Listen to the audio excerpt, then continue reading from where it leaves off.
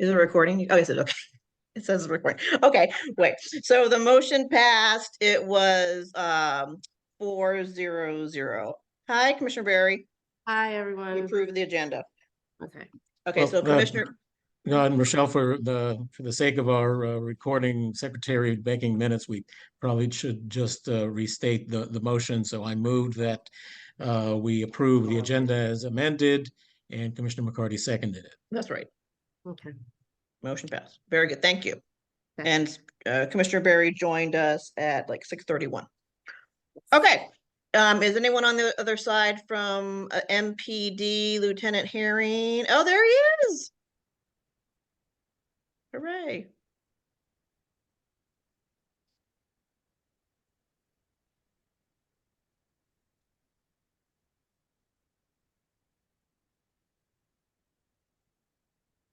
Lieutenant.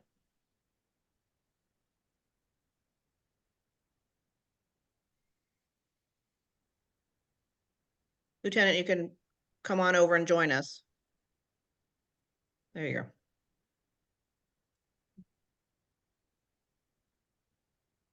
Okay, Lieutenant. Can you hear us? I can hear you. Okay, hear me? great. All right, we're rolling. Brilliant. All right, folks. Good. For those who don't know me, I'm Lieutenant Herring of the 3rd District, PSA 308. Currently downtown with the First Amendment Assembly. My apologies. I am having computer issues at this time. If there's any questions anyone has, I'll try to answer them or follow up at a later time.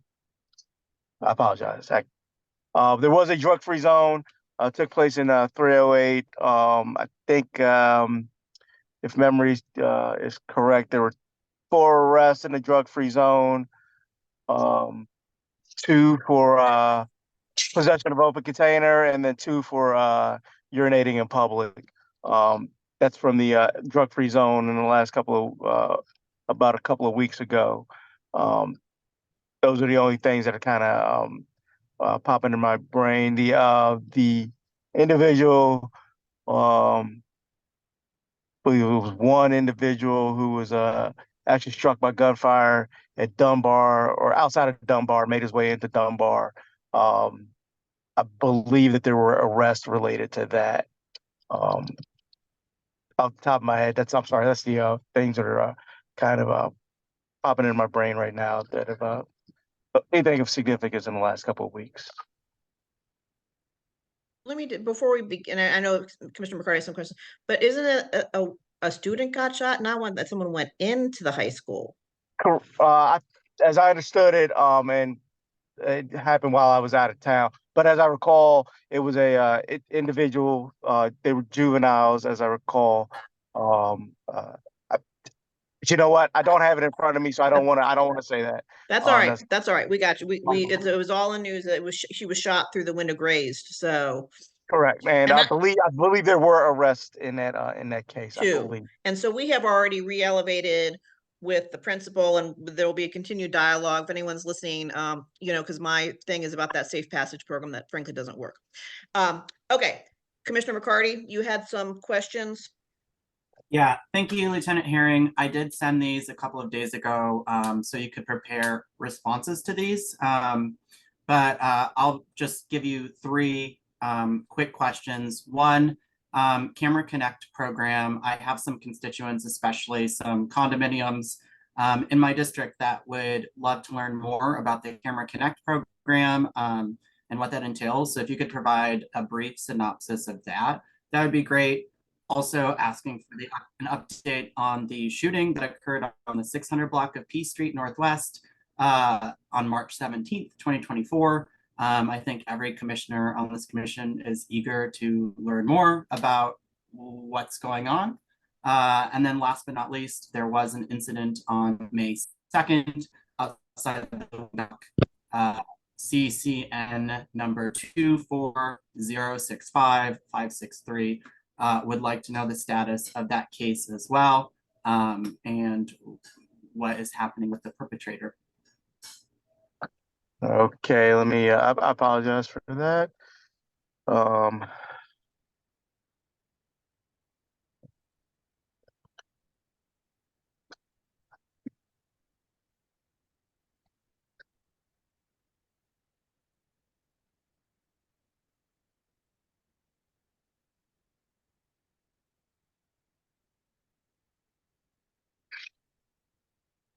Lieutenant Herring, did you see Commissioner Watkins' email? I did not, no. Okay. Let's go ahead. But if you give me a couple minutes, I may be able to pull up the report that he referenced. Well, maybe Commissioner McCarty, can you kind of bullet point the ones that you need to know most? And maybe Lieutenant can answer those directly. Yeah, so if you could give me an update on CCN number 240655563. That's the most important update as it relates directly to my constituents. And I think you said the last three were 563 on that report number? Correct, yes.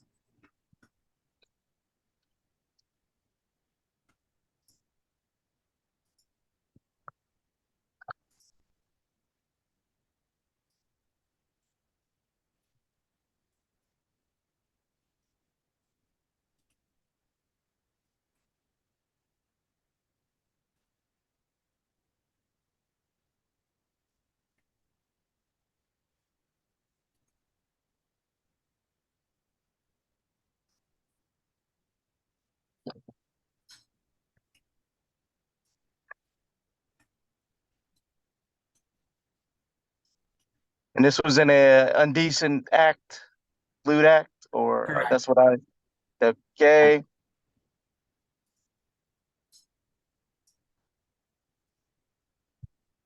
And Well, what I really wanted, tell you if heads up, the case looks like it's still open at this time. Does not look like there has been an arrest made. there was, There is a named suspect.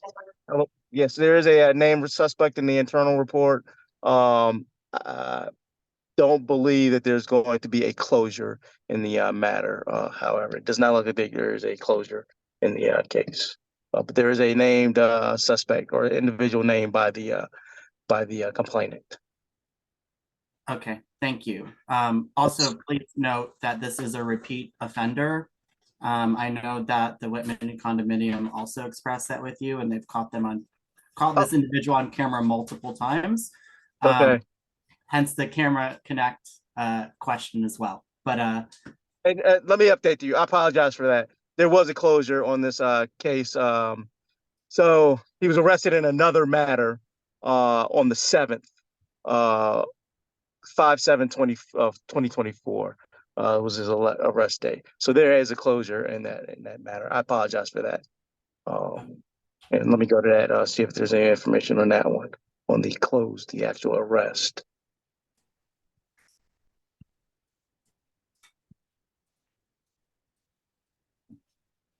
And Commissioner Carter, what? Go ahead, I'm sorry. And since he is in custody or was taken into custody, the suspect's name is a Gregory Jesse Sharp Jr. thank you, Lieutenant. That's all. Commissioner McCarty, is there anything else that Lieutenant may be able to access quickly? Nope. Okay. Lieutenant, Yes. can you please review with Commissioner McCarty after tomorrow, whenever, the other things on his email? Correct. Yes. Okay, great. Okay, Commissioner, anything else for the lieutenant before I open it up to the public? I have a question. Go ahead, Ms. Walker. Hello, Lieutenant Herring. How are we? Sorry about it. I'm trying to get my words together. To my knowledge, you work from 12 midnight to 7 in the morning, or 12 to 12. Is that correct? Oh no, not quite, ma'am. I am a midnight. I am on the midnight short shift. However, the shift my shift runs from 8 in the morning until 4:30 in the morning. It's essentially an 8-hour shift. Oh, because a couple of times there was, in fact, most recently when I got here, there was tape. I'm at Second Northwest Co-op, tape surrounding Second Northwest Co-op on the O Street side. And I was asking if you was present, because I wanted to talk to you. I haven't met you yet. Okay. And yeah, and from my knowledge, I thought that you was, that you're usually available when there's gunshots or something of that matter in the area. So I thought that someone stated to me you come on at midnight. So I just wanted to be clear what time that I can have some contact with you. So it's between 8 a.m. to 4 a.m. That what No, you ma'am. said? But it's gonna be 8 p.m. Oh, to 8 p.m. to 4 a.m. Correct. Essentially, it's an 8-hour shift for me. Okay, then, because there was a gun. They arrested a young man on O Street. I guess it was a young man. I didn't see him, who was in possession of a gun. And Okay. yeah, and I was trying to understand, was he in the act of creating an offense, an assault, or anything? I didn't hear anything else about it. I don't know if this was asked of Commissioner McCarthy, because I came on late. But this was what's today? Thursday. I believe it must have been Monday. Yeah.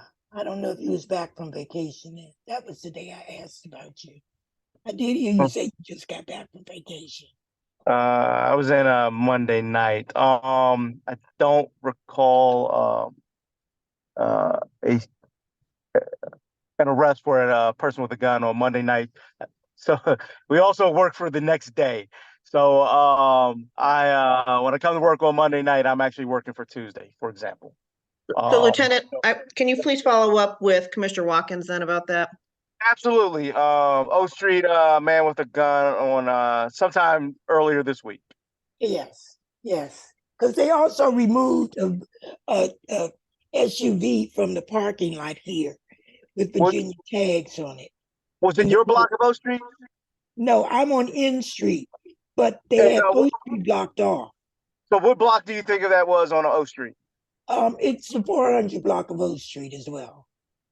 You know, 400. Lieutenant, I think it actually happened on the 400 block of N Street, according to the today's gun report. Really? Because Yeah. Well, they they didn't just have our put the they address. didn't have our the 400 block of N Street blocked off. Well, They had the O Street blocked off. Lieutenant, follow up with Commissioner Watkins and we will Right on. Sound like figure a that out. plan. Okay. Thank you. Anything else, commissioners? No. Okay. Anyone from the other side would like to talk to Lieutenant Herring from 3D? Please raise your hand, your little virtual hand, or press *9 if you're on the phone. I'm sorry, I didn't hear it, man. I'm sorry. He said 33, go back to our districts. Okay. All right. I'm sorry, man. You gotta go? Okay.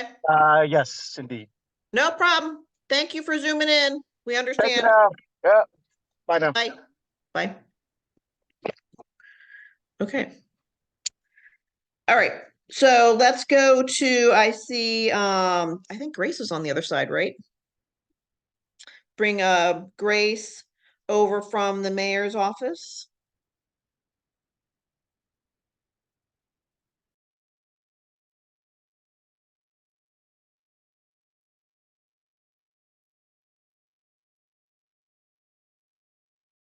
Hi, Grace.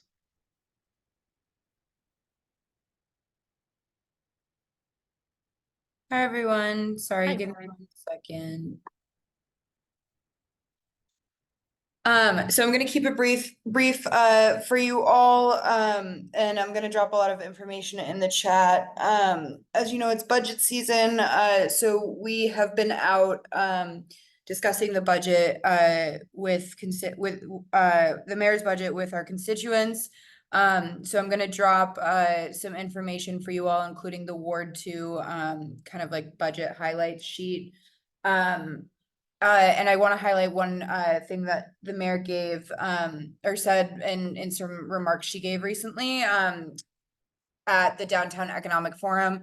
She spoke about how there's kind of been a narrative going around in which people are saying, you know, there are certain investments that position certain communities against each other when it comes to the investments in downtown. So she talked about, like, it's not about the investments in downtown and investments everywhere else, because we made really, really huge investments across DC, like St. Elizabeth's East, Walter Reed, and the waterfront. And it's not a question, are we going to do this versus everything else? Like, she says we have to do it all here in DC, and we can do it all, but we can't always do it at the same time, especially with this year, with this budget. We had to be very strategic with our investments. And that's why her priorities for this year were doubling down on public safety, public education, and on the downtown. Because a healthy and vibrant downtown is vital for a healthy and thriving DC, and enables us to make investments in programs and services that benefit communities in all 8 wards. You know, if we continue to see value slide in our downtown, we won't be able to sustain investments that benefit across our city in all 8 wards. So it's really vital that we as a whole government can stabilize downtown and position it for an even brighter future. And we're not putting these and positioning these investments against each other.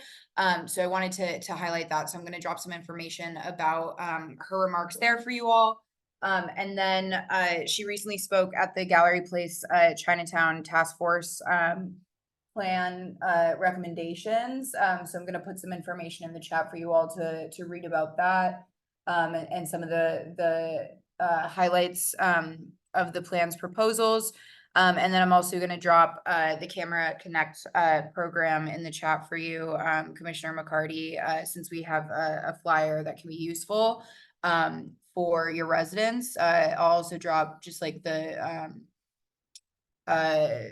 website link, because it has a different flyer at the bottom for it's like a palm card for commercial partners and for residential partners. So hopefully that will be able to answer some of your questions about that program. With that, I'll open up the floor for any questions you guys might have, but a lot of the information I just spoke about is going to be in the chat. Okay, Commissioner, any questions for Grace? No. Okay, no, nothing from the commissioners. Anyone from the public that would like to talk to Grace Reader? She is the representative from the mayor's office. Please raise your little virtual hand or press *9. No. Okay. Well, there you go, Grace. Oh, easy enough. I know. Is there a way for me to drop it in the chat? I only see it for hosted panelists. Oh, wait, I'm sorry. Did not. Hold on. Oh. Well, I don't know. This is that new government account. I don't know what happened with that. Maybe well, we I can not. Do it as a question and answer. I think Okay, do a question and be answer. able for everyone to see it, hopefully. Okay, I will have to check but that. also drop my contact information there as well in case. Okay, thanks. Thanks, guys. Thank you. All right, and I think Brian is on the other side from Councilmember Pinto's office.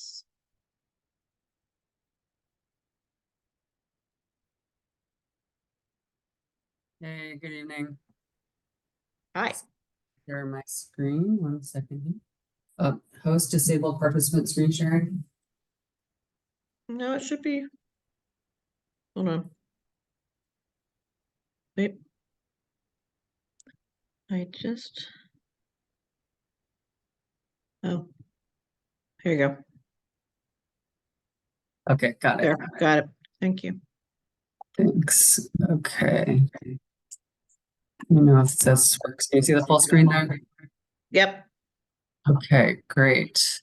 Well, good to see you all. And good to see many of you at recent events in the neighborhood, like the Shaw Earth Day cleanup, the reopening of the Kennedy Recreation Center, and the Central Shaw Neighborhood Association meeting. The council committees were voting on their budgets this week for FY25. The Judiciary and Public Safety Committee voted on their budget yesterday. The first full council vote on the full budget is on Wednesday, May 29th. So that's the Wednesday after Memorial Day. followed by the second vote on June 12th, and then a third and final vote before the end of June. Councilmember Pinto is remaining focused on ensuring Ward 2 priorities are funded in this tough budget climate. I've said them before, but just to recap, her top 3 priorities are improving public safety, revitalizing downtown, and funding our public transportation system.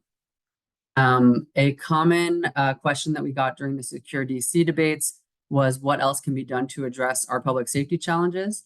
And one area that the entire council has recognized is the issue of truancy, absenteeism, or students missing school. So this Monday, May 13th, Chairman Mendelson is holding a roundtable on 4 different bills that have been introduced around this topic from different council members.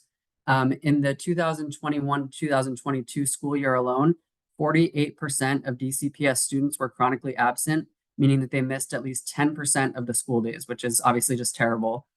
So these 4 bills propose a number of changes. A lot of them have to do with how the data is reported on absenteeism. So currently, data is generally published annually. So one bill would change that to monthly, so we have a better sense for it throughout the year. Programs that are meant to curb absenteeism would be required to report the outcomes of their programs. Right now, there's not a lot of accountability with these programs. So we're hoping to add some more accountability. There's various violence prevention programs that would refocus on schools with the highest rates of absenteeism, which we think is important. DHS, the Department of Human Services, would be required to provide caseworker home visits to students with 20 or more unexcused absences before the next school year begins. And another bill deals with discipline for students who have committed dangerous crimes or crimes of violence. So there's a lot of attention on this issue now. We expect some of those bills will end up coming to the Judiciary Committee for a hearing as soon as the end of this month or in early June. So again, that's all starting this Monday with the chairman's hearing. Councilmember Pinto has said that she wants to expand the Family Engagement Partnership, which connects chronically absent students and their families to partners who conduct home visits and follow-ups more frequently, because we know that a lot of the issues that might make someone not be able to be in school might be going on in their home. So we're also focused on improving literacy rates, making out-of-school time programming robust and available, and unemployment programs and opportunities for our youngest working age residents, especially as we head into the summer months here. Let's see. We are also hoping to see movement on some other legislation soon. So mopeds, you may have noticed, have become way more prevalent around the city for food deliveries, especially. You can see that picture from the Washington Post there. Council members Nadeau and Allen introduced a bill, which I'll post a link to in the chat, to change how mopeds are regulated. One of the areas that they notice needs some changing is the registration and insurance portion. So a lot of times the people that are doing the food deliveries right now are renting the mopeds from a company, and they're not registering them properly, and they're not getting insurance. And so this would require that the folks that are renting them register the vehicles, explain all of the regulations to the people that are renting them, and make sure that they're following the rules of the road more. We also do need more just enforcement in general, which is always a challenge for a lot of different issues around the city. But right now, for example, you are required to wear a helmet. You're not permitted to ride on the sidewalk. You're not even permitted to ride in a bike lane if you're in a moped. So a lot of those general rules are not being followed, as well as just normal rules of the road for anyone. So we know there needs to be some changes to the mopeds. We're also hoping that changes to our amplified noise regulations are able to get a hearing soon. So there's a bill that I'll also post a link in the chat too for that. And that changes where the decibel readings are taken for noise issues. So right now it's very difficult. I know some of the constituents in Blackton Alley especially have dealt with this, that the noise is measured from inside of the nearest home. But this legislation would actually change this, that it's measured at the source of the amplification, and that it changes all the different decibel numbers to actually lower it, lower the amount inside of a home. I think right now it's 80 decibels, and this would change it to 50. So I'll post a link in the chat to the specifics because it's a bit complicated, as you can imagine, with noise regulations. I think that's it. Finally, our Bike to Work Day, which is a national day, is on Friday, May 17th. So Councilmember Pinto and our team will be meeting at 14th and U Street next Friday. And then we generally bike down to Franklin Park. The downtown bid has a big event there. on our way to the Wilson building. So if you're interested in joining us, we'll be posting information on our social media soon, but usually we meet, I think, around 8:30 a.m. on Friday and bike together, and hopefully it's not too humid that day. So I think that's all. Let me stop sharing my screen. And happy to take questions. Okay, so, I appreciate what is hopefully going to be done about the truancy, because as you know, my area butts up to the Dunbar area. And as I said a little bit earlier, that safe passage program that is millions and millions of dollars, and I complained about it, I've been complaining about it for a long time, as you know, does not work. And ironically, it was kind of settled down before the horrible incident last week. And the students were over there. And then for the past several days, they have come back to my area. And so we have the large group of students again hanging out in the alleys. So we're kind of back at square one.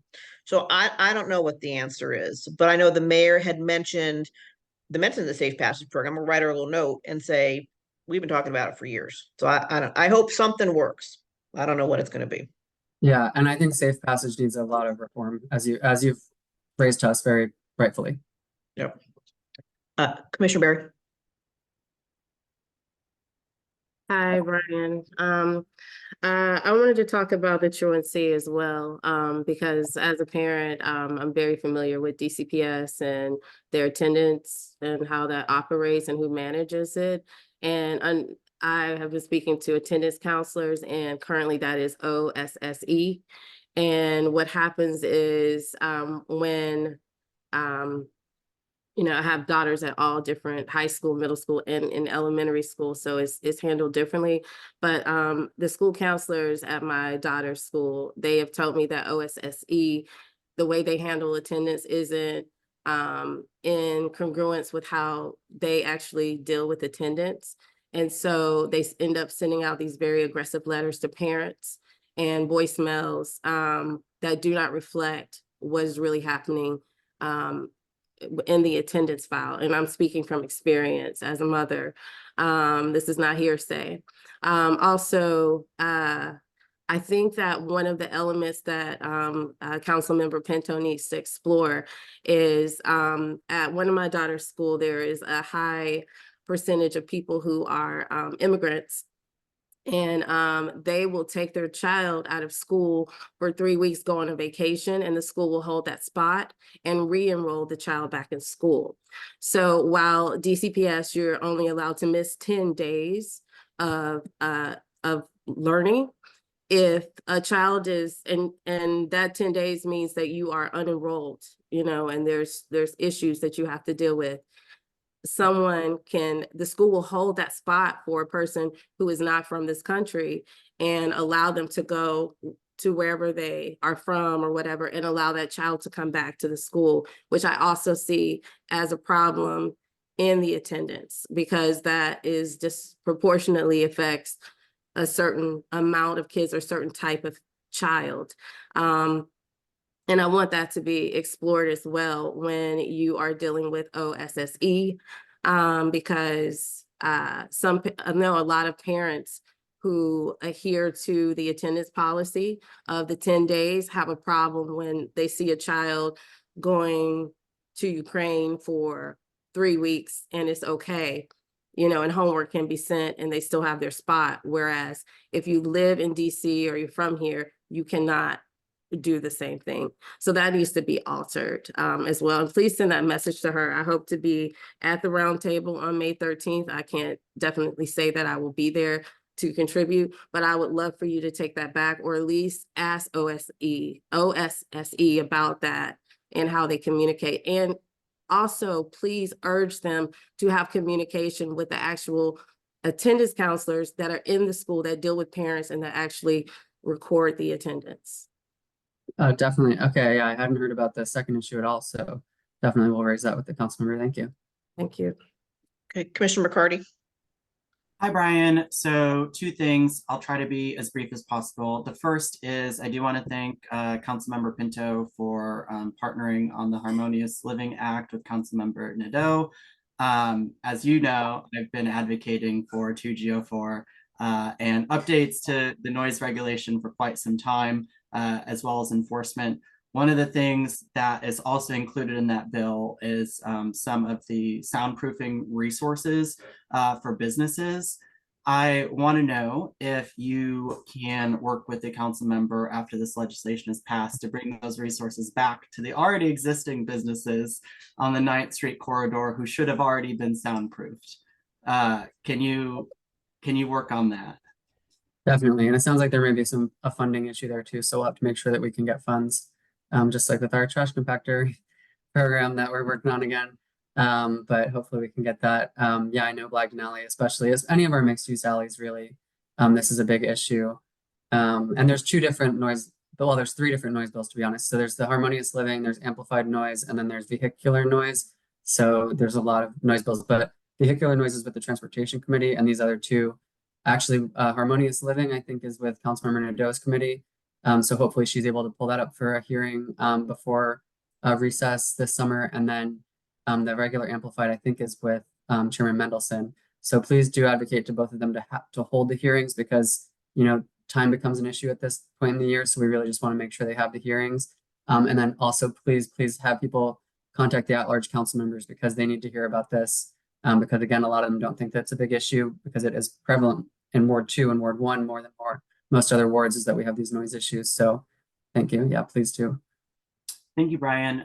Last quick question. So from council members, Councilmember Pinto's committee on the budget, I noticed that she unfunded the V part with the Mayor's Office of LGBTQ Resources. Just curious why that funding was cut. Personally, I really want to make sure that I continue to advocate for that funding, and that the council member understands how important it is. We are fortunate to see some downward trends in crime, but the LGBTQ community is an outlier. Crime continues to rise, especially hate crimes. So I'm curious as to the rationale for cutting funding for a program that would directly serve LGBTQ victims of hate crimes. Totally, yeah. And we've been in touch with Director Bowles about this. It is cut in the current proposal, mostly just because there's so many cuts that are happening with the budget this year. Our hope is that we're able to still fund it throughout the rest of the budget process, so that we can find funds from another area in the next couple of weeks here as we finalize the budget. So we're hopeful that maybe we'll be able to move funding. I can't say more about where, but I think there is some ideas. I just don't want to say anything that I'm not supposed to, but we're hopeful that we'll be able to find it, because it's not a large amount of money in the scheme of things. And it is a really important program for our community, for the LGBTQ community. So thank you. And I appreciate you advocating for that, because I don't think it gets enough advocacy. Thank you. That's all. Any other commissioners for Brian? Nope. Okay, anyone on the public side have a question for Brian from Councilmember Pinto's office, or Ward 2 council member? Raise your little hand. Press *9. No. All right.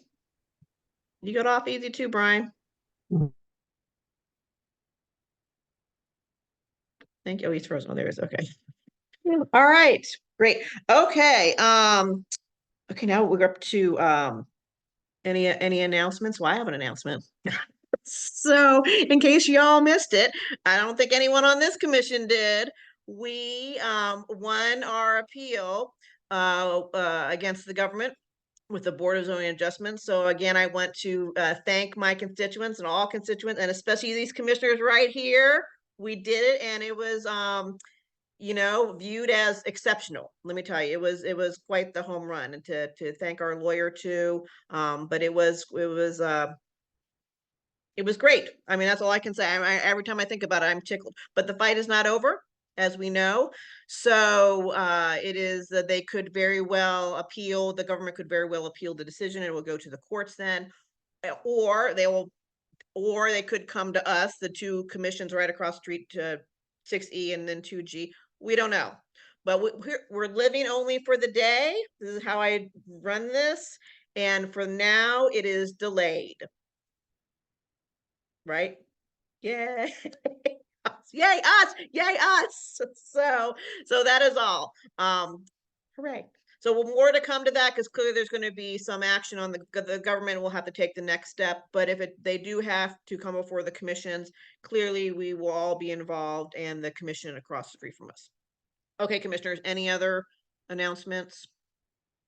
Michelle, we've got two representatives from Events DC. I don't know if Yes, they they wanted to will be go. recognized. Okay, anything from Elso before we bring them on? Because that might be a discussion. I know what they're going to talk about. Commissioners, any other announcements before I bring on Events DC? No? Okay, let's bring on Events DC. It's going to be quite the announcement. And I was actually at the board meeting today, and we're talking about, because the big announcement is NATO. We're going to have a NATO summit. Big deal. Can everybody hear me? Yes. Awesome. Well, thank you for quite the introduction, Rochelle. I appreciate you.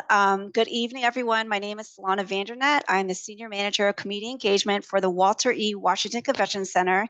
I'm happy to serve as a connection point between you and Events DC. As always, please feel free to reach out if you have any questions. I'll put my contact information in the chat. As a reminder, to learn more about Events DC, our programs, initiatives, and other opportunities, visit eventsdc.com. If you have not already done so, please sign up for our electronic mailing list and follow us on our social media platforms at Twitter, Instagram, and Facebook. I'll put this information in the chat as well. Regarding the May event calendar, for the rest of this month, we have 6 upcoming events at the Convention Center, 3 single day and 3 multi-days. I would like to highlight 2 of these events. Saturday, May 18th through the 21st, the Digestive Disease Week is being held at the Convention Center with an estimated attendance of 15,000. And on Saturday, May 25th through the 26th, the United House of Prayer Memorial Weekend Services will be with us with an estimated attendance of 5,000. Regarding our community grant program, we will be announcing the FY25 community grants next month.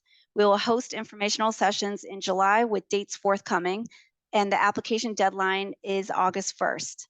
Regarding the upcoming NATO Summit, which is scheduled for July 9th through 11th, the NATO Summit is a national special security event placing Secret Service in charge of all elements of security and safety planning.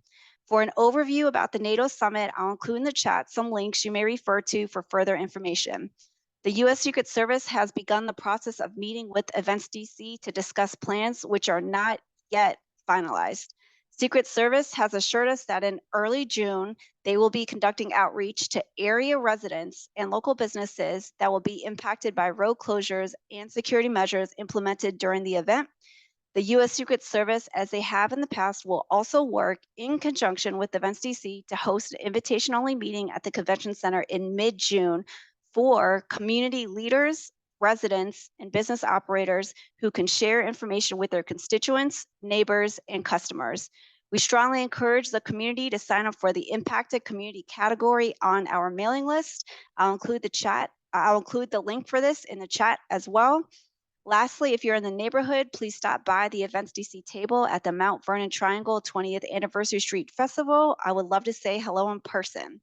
Thank you for letting me join this call, and please let me know if you have any questions. So Solana and Teresa, for people who are not aware, could you please give us a visual of what this is all going to look like? Because I certainly can, but I think it's better to come from you. What is it? What will this look like to people who have never experienced this type of event? To put it in layman's terms, there will be a perimeter that will be on the exterior of the convention center, and to the extent of what the perimeter is has not been yet finalized. So I heard today at the meeting it might be bigger.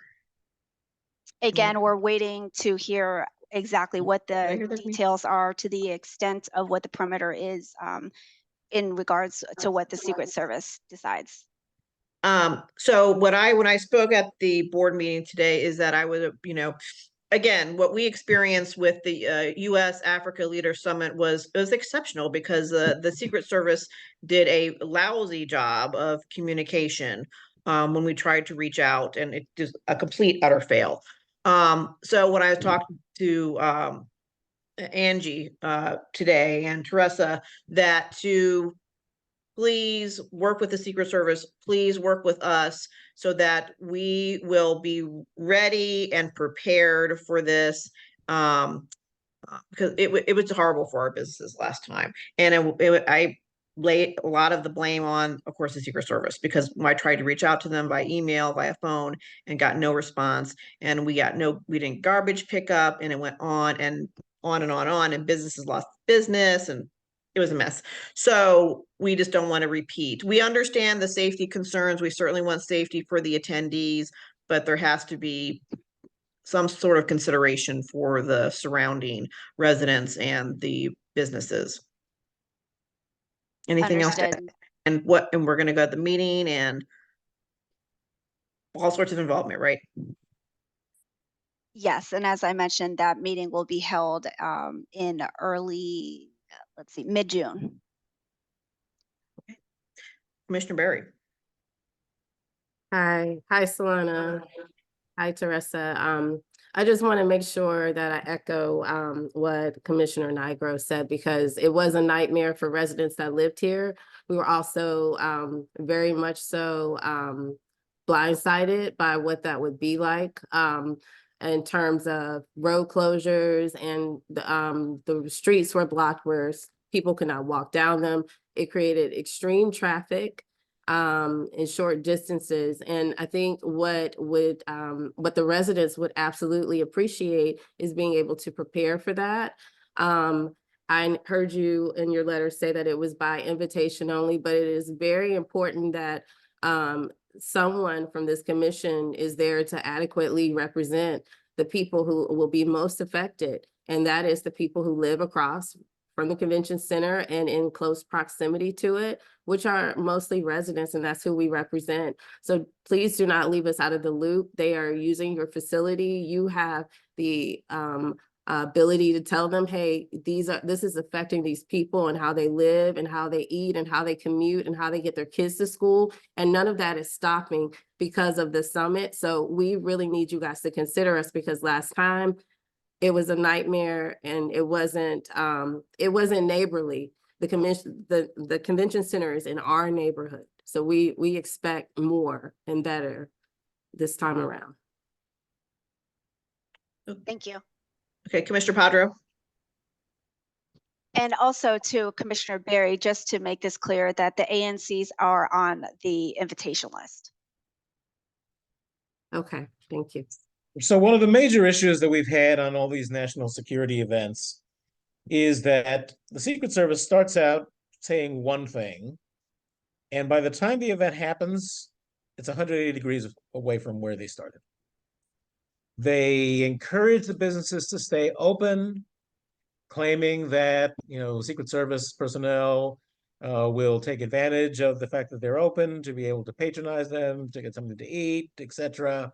And then at the last minute, after they've brought in staff, after they've brought in product, after they've prepared, to be open, they're told, nope, your block is closed. You cannot operate a business.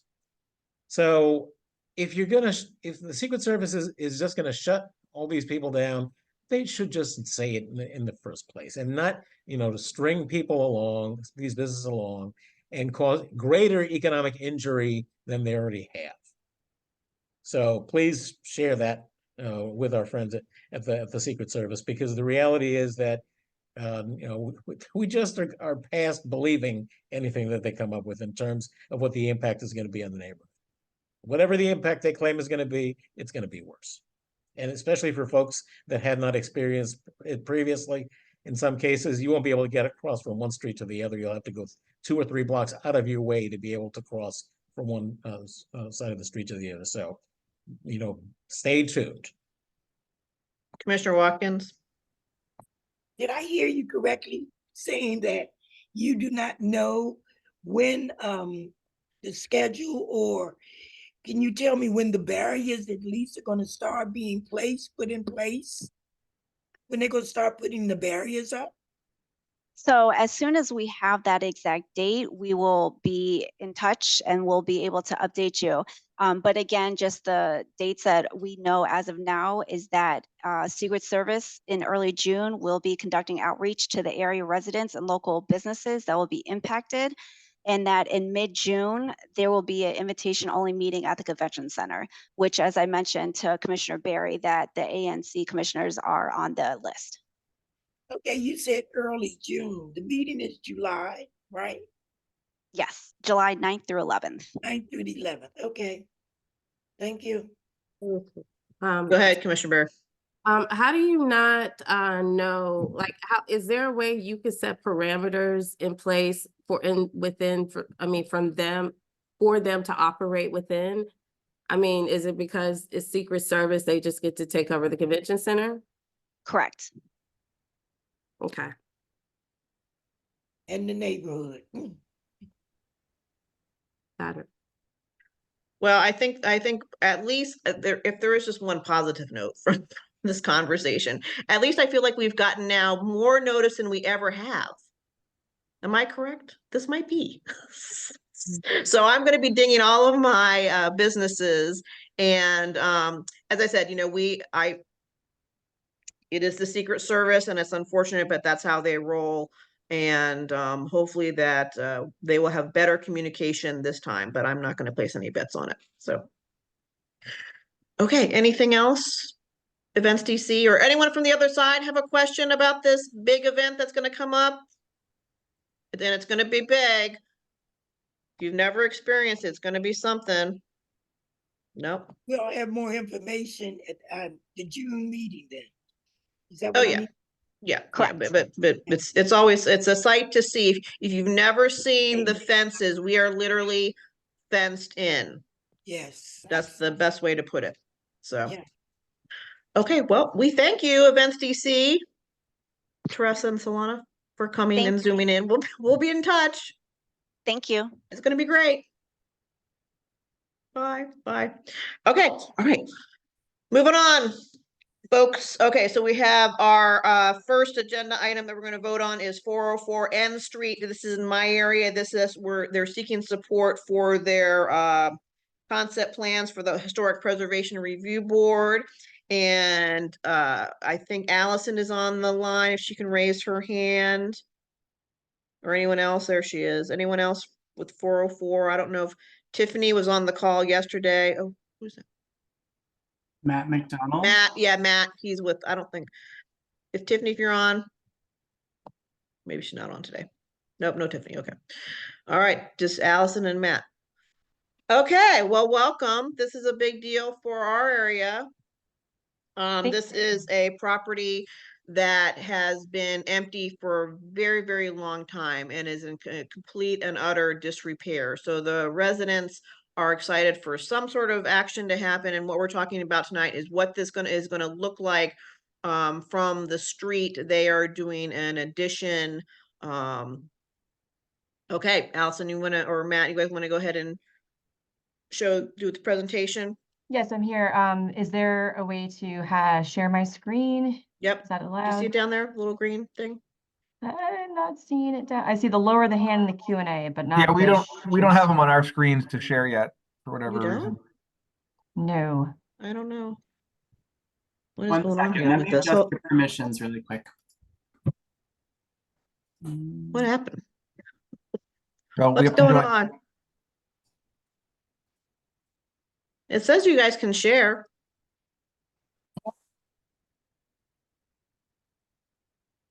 Okay, yeah, Allison, did you get promoted to a panelist too? See if she can log back in here. There you go. All right, fabulous.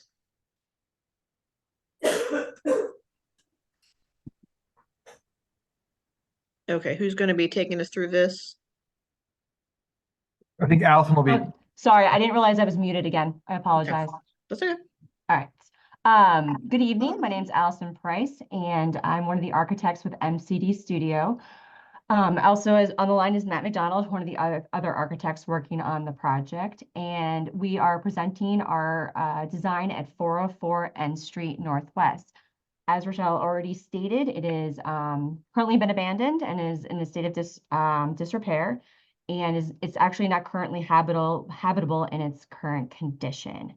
I'm going to run through the drawings that we submitted for our historic preservation review. And then I'm assuming we can take questions at the end. Starting with the existing unit, it is a 2-story, 3-bedroom, 1.5 bath unit, and it currently has an unfinished basement. Moving to the existing elevations, we can see the end street front facade. The public face has a lot of brick articulation, what we love with DC row homes, but then as we move towards the rear of the unit, we've got a much more plain facade. These big, huge brick walls here are the party walls, which you don't see in between the different units. Moving to our proposed design, right here, I have the first floor, which is the street level, and you'd be entering off of N Street into this vestibule. We currently cannot fit a separate staircase down to the lower unit, and so we have combined in a vestibule here. There would be a larger upper unit on the 3 floors, and then there's going to be a lower unit that has the potential for rental. We've divided the space up with a living room in the front, moving through to a hallway here with the powder room and the closet, and then opened up into the dining and the kitchen off the rear. You would go up the stairs here to land on the 2nd floor, where we have a front bedroom with a bathroom. We've tucked in the HVAC, a laundry, a 2nd bathroom, and another bedroom here in the rear.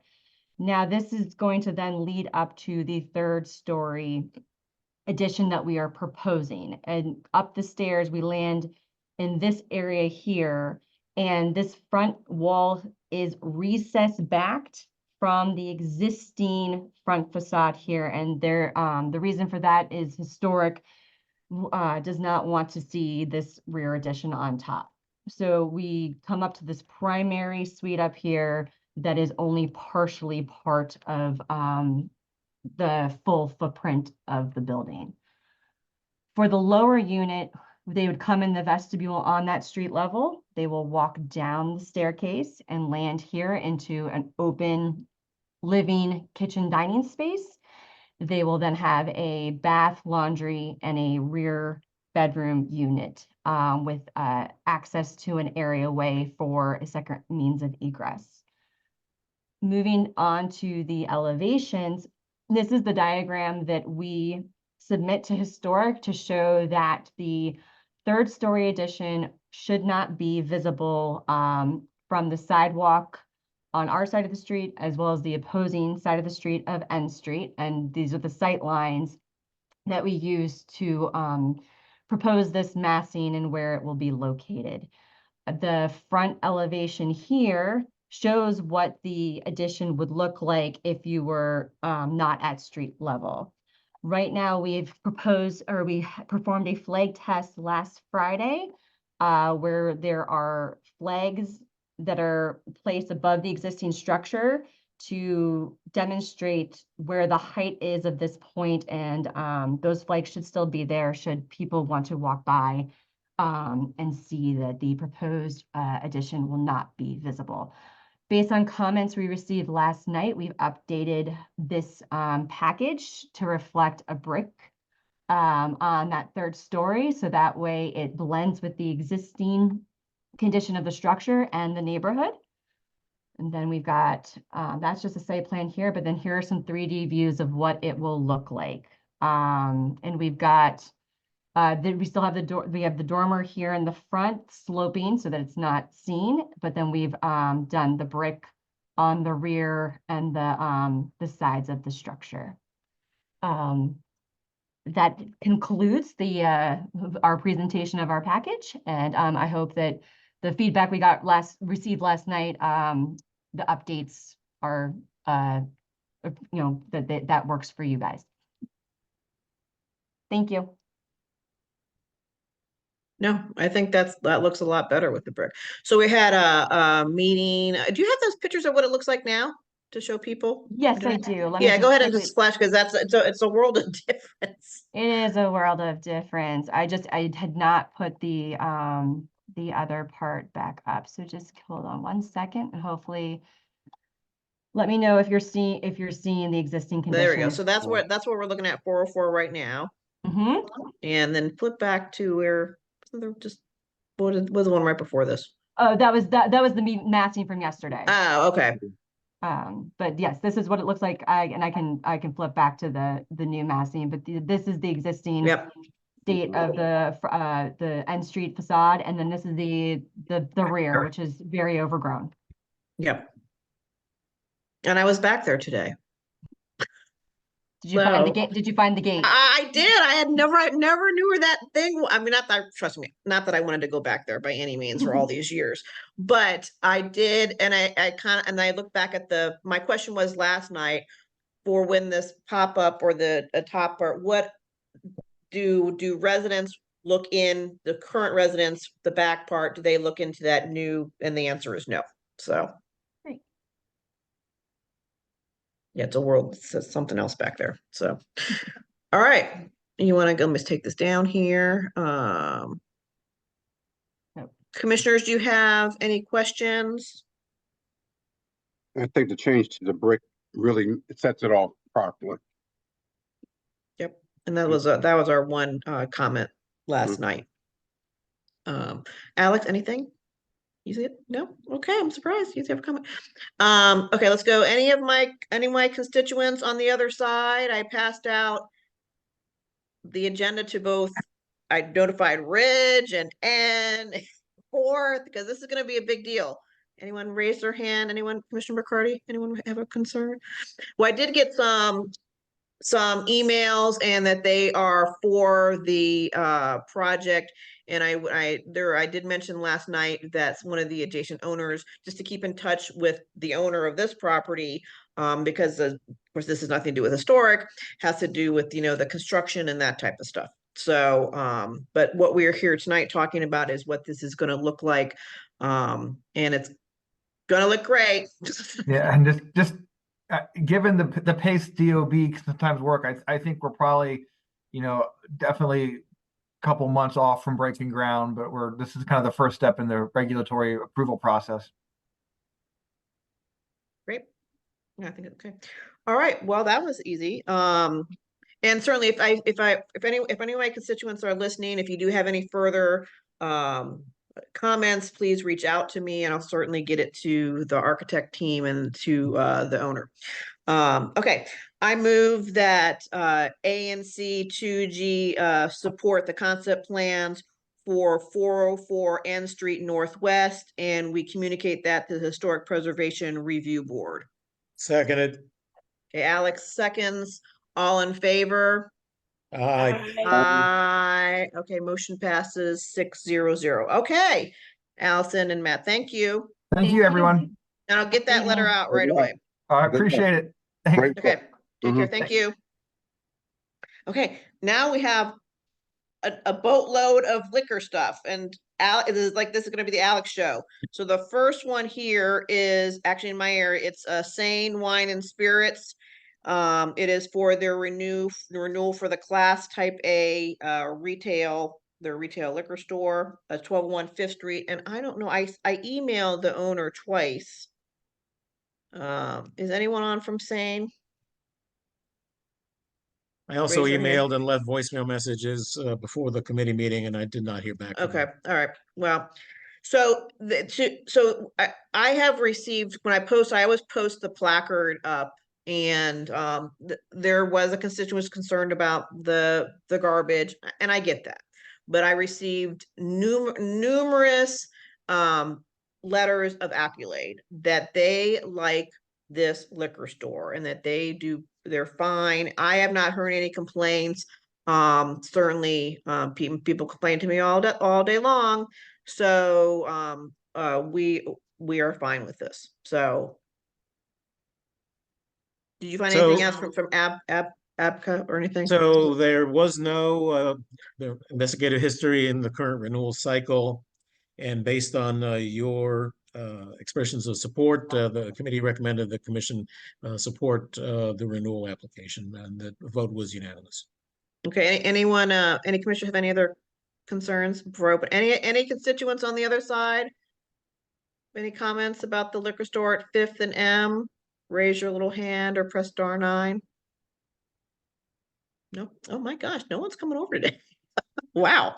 Okay, then let's move on. So I move that ANC 2G support the renewal for the class type A liquor store renewal for 1201 Fifth Street, Seine Wine and Spirits, and that we communicate that to APCA. Second. Alex seconds. Any other comments from the commissioners? No? Okay, all in favor? Aye. Aye. Motion passes 600. Okay. We have next Capital Wine and Spirits. Yes, and we have Dipen Patel, if we can have him come across. He's in the general pool.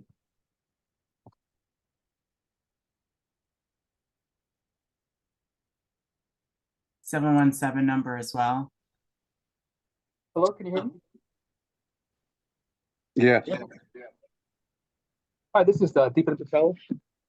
I'm the manager of the Capital Wine and Spirits.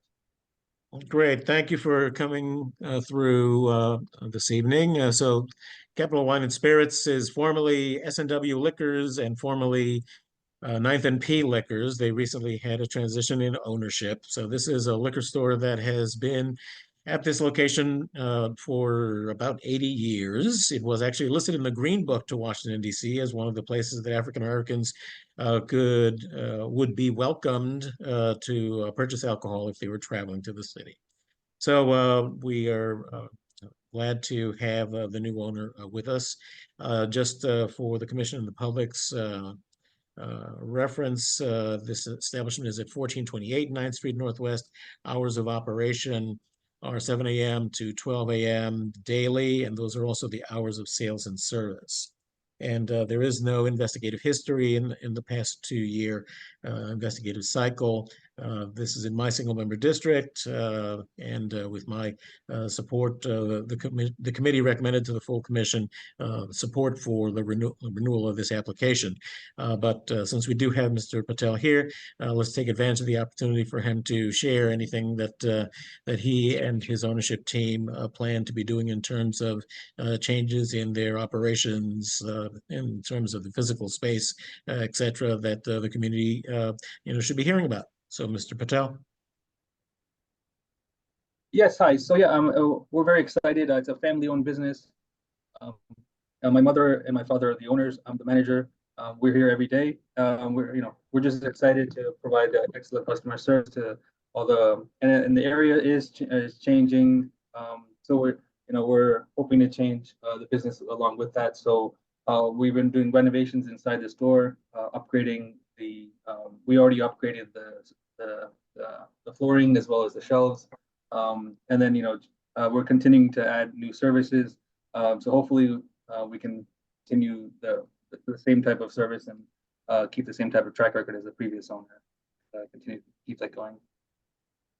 Thank you, Mr. Patel. Rochelle, did you want to ask if there are any questions before I make a motion? Yeah, Mr. Patel, is there someone else who was supposed to speak with you, or? No? No. Okay, we don't know who that is. Okay. All right, any questions from the commissioners? Okay, and this might be a question from the other side. Just why don't you just unmute them? Anyone from the other side have a question? Go ahead. 717 number with your hand raised. You're still on mute. Oh, sorry, that 717 number is me. Was from. Okay. Oh, okay. Okay, anyone else have a question about this? All right, maybe not. Okay. All right, Yeah, I'll go moving ahead on. and make a motion to have the commission support the license renewal for Capital Wine and Spirits at 1428 9th Street Northwest, and we report that support to APCA. Do you Second. have a second? Tony seconds, all in favor? Aye. Motion passes 600. Okay, great. Thank you, Mr. Patel. Okay, Okay, next. so next up, we have Mimi's Liquor Store at 1401 6th Street Northwest, and we have owner Abeba Bayane. We can have her brought across. There she goes. And she goes by Mimi. So good evening, Mimi. Good evening. So Mimi's Liquor Store is, as I mentioned, at 1401 6th Street Northwest. It's located in Commissioner Barry's single-member district. Again, this is a Class A retail liquor store, as are most of the other applicants here. Hours of operation are 9 a.m. to 10 p.m. daily, and those are also the hours of sales and service. In terms of investigative history, there was a sale to minor that occurred on June 10th, 2023. For failing to ascertain legal age. A citation was issued, but only a warning, so there was no fine involved. And is there any explanation for why this incident occurred? Yes, at that time, I hired a new employee, even though he was trained to ask ID, identification card for every single person who entered the building. He failed to do so. And after that, I make him, we did another training that will never be repeated again. It never has ever since then. All right, well, there have been no further infractions, so apparently the training that was provided, has been successful. So Yes. the committee, based on Commissioner Berry's statement to the committee that Mimi's Liquor Store was a great neighbor, voted to recommend that the full commission support renewal for the license. Thank you. Commissioner Berry. Hi, Mimi. Hi. How are you? Great. Yeah. Mimi has been a great neighbor, and I definitely support her request. I move for ANC. Let's see if hey, Commissioner Barrett, is anyone on the other side have a question about this? Raise your hand. No, okay, go ahead. Okay. I move for ANC2G to support 1401 6th Street Northwest, Mimi's Liquors request for support of Class A, Type A retail liquor store. What is that? Liquor store license. And that we communicate that information to APCA. Do I have a second? I'll second it. Okay, Alex seconds, all in favor? Aye. Thank you. Motion passes 600. Okay, Mimi, thank you. Thank you, Commissioner Barry. Thank you so much. All right, next up is ABT Liquors. That's in my single member district, located at 1618 8th Street Northwest. Is Mr. Negusian. I don't see him. He did call me earlier and said that they had a family health emergency and it was probably unlikely that he was going to be able to join us. So again, this is another Class A liquor store. But there, in addition to the renewal, there's also a request for a substantial change. So let's go through each of those. And there also was an investigative matter. So bear with me for a couple of minutes as I go through this with all of you.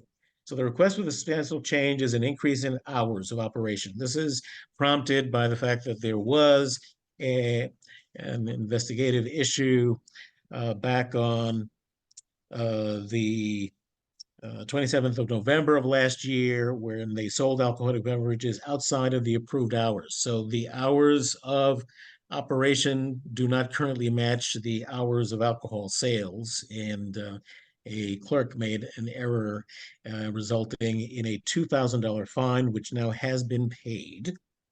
And in order to try to avoid this type of error occurring in the future, Mr. Negussi, the owner of the liquor store, has filed an application for a substantial change to be able to have the hours of operation match the hours of alcoholic beverage sales. So there was one other investigative matter in the previous 2-year renewal cycle. And that was related to sales of vape cartridges. Mr. Negussi was not aware that vape cartridges, could not be sold under their ABCA license, and they paid a $1,000 fine for that. So, and discontinued the practice of selling vape cartridges.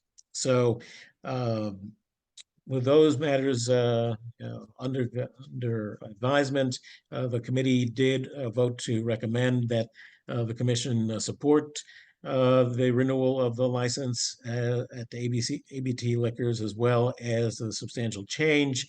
There were 2 conditions: one, that the fine be paid, which has now been paid, and I received a copy of the receipt from the DC treasurer for that, and that the owner of the establishment reach out to the Central Showa Neighborhood Association to see if there were any comments or concerns on their part. And I also, so when I have evidence via an email that was sent to the president by the owner, which there was no response, and also there was no response to my email to the president of the association. So we have to presume that there are no concerns that need to be raised related to these 2 applications. So that's it until I'm ready to make a motion. So questions from the commission and the public? Okay. So hearing none, I'll make 2 motions. The first motion is to support the renewal of the retailer's Class A liquor store license for ABT Liquors at 1618 8th Street Northwest. And would ask for a second. Second. All in favor? Aye. Aye. Okay, motion passes. Ms. Watkins, did you vote? Ms. Watkins? I Yes, thought I raised my hand. Yeah. All right, 6-0-0. All right, and then now on the substantial change. So I move that ANC 2G support the substantial change application filed by ABT Liquors, and that we convey that support to the Alcoholic Beverage and Cannabis Administration. Second. Okay, Commissioner Brown seconds. All in favor? Aye. Aye. Motion passes 6-0-0. Okay, so next up we have yet another Class A retail store, in this case Modern Liquors. And I don't see a representative from Modern Liquors, but if there is one on the line, if they can indicate by raising their hand or dialing 9 if they're on the phone. But Modern Liquors is located at 901 M Street Northwest. They have been at that intersection at least since 1938, potentially a little longer. They have moved locations as changes in the neighborhood occurred, but they've been at that corner of 9th and M, under several owners since 1938. This is a renewal license request. So their hours of operation and hours of sales and service are 8 a.m. to 12 a.m. 7 days a week. And while we don't have a representative there, we did hear from Commissioner McCarty that he supported the renewal of the license. And the committee did vote to support that application. So, Commissioner McCarty? Yeah, thank you, Commissioner Padro. You know, to add on to all of that, I've done community outreach to our constituents in 2G04. I haven't heard anything but that they're quiet and respectful neighbors. And so hearing no complaints or concerns, and seeing as there's no investigative history, I would move for ANC 2G to express their support to the to ABCA for the renewal of Class A retail liquor store for Modern Liquors at 901 M Street Northwest. Second. Okay, Commissioner Brown seconds, all in favor? Aye. Aye. Ms. Watkins? Ms. Watkins, are you with us? Sorry, I'm here. Okay. I'm sorry. I'm having some difficulty. Aye. Aye. Okay, great. Motion passes 600. Thank you. One All more, right, we're moving on now to STK Steakhouse.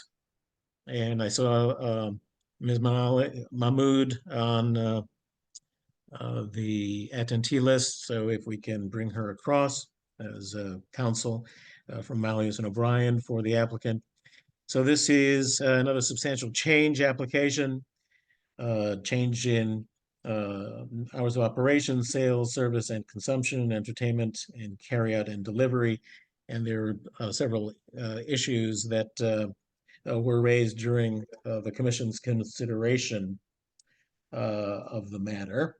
So just for the record, current hours of operation and alcohol-based beverage sales and service and consumption inside the premises, Sunday through Thursday, 11 a.m. to 12 a.m., Friday and Saturday, 11 a.m. to 1 a.m.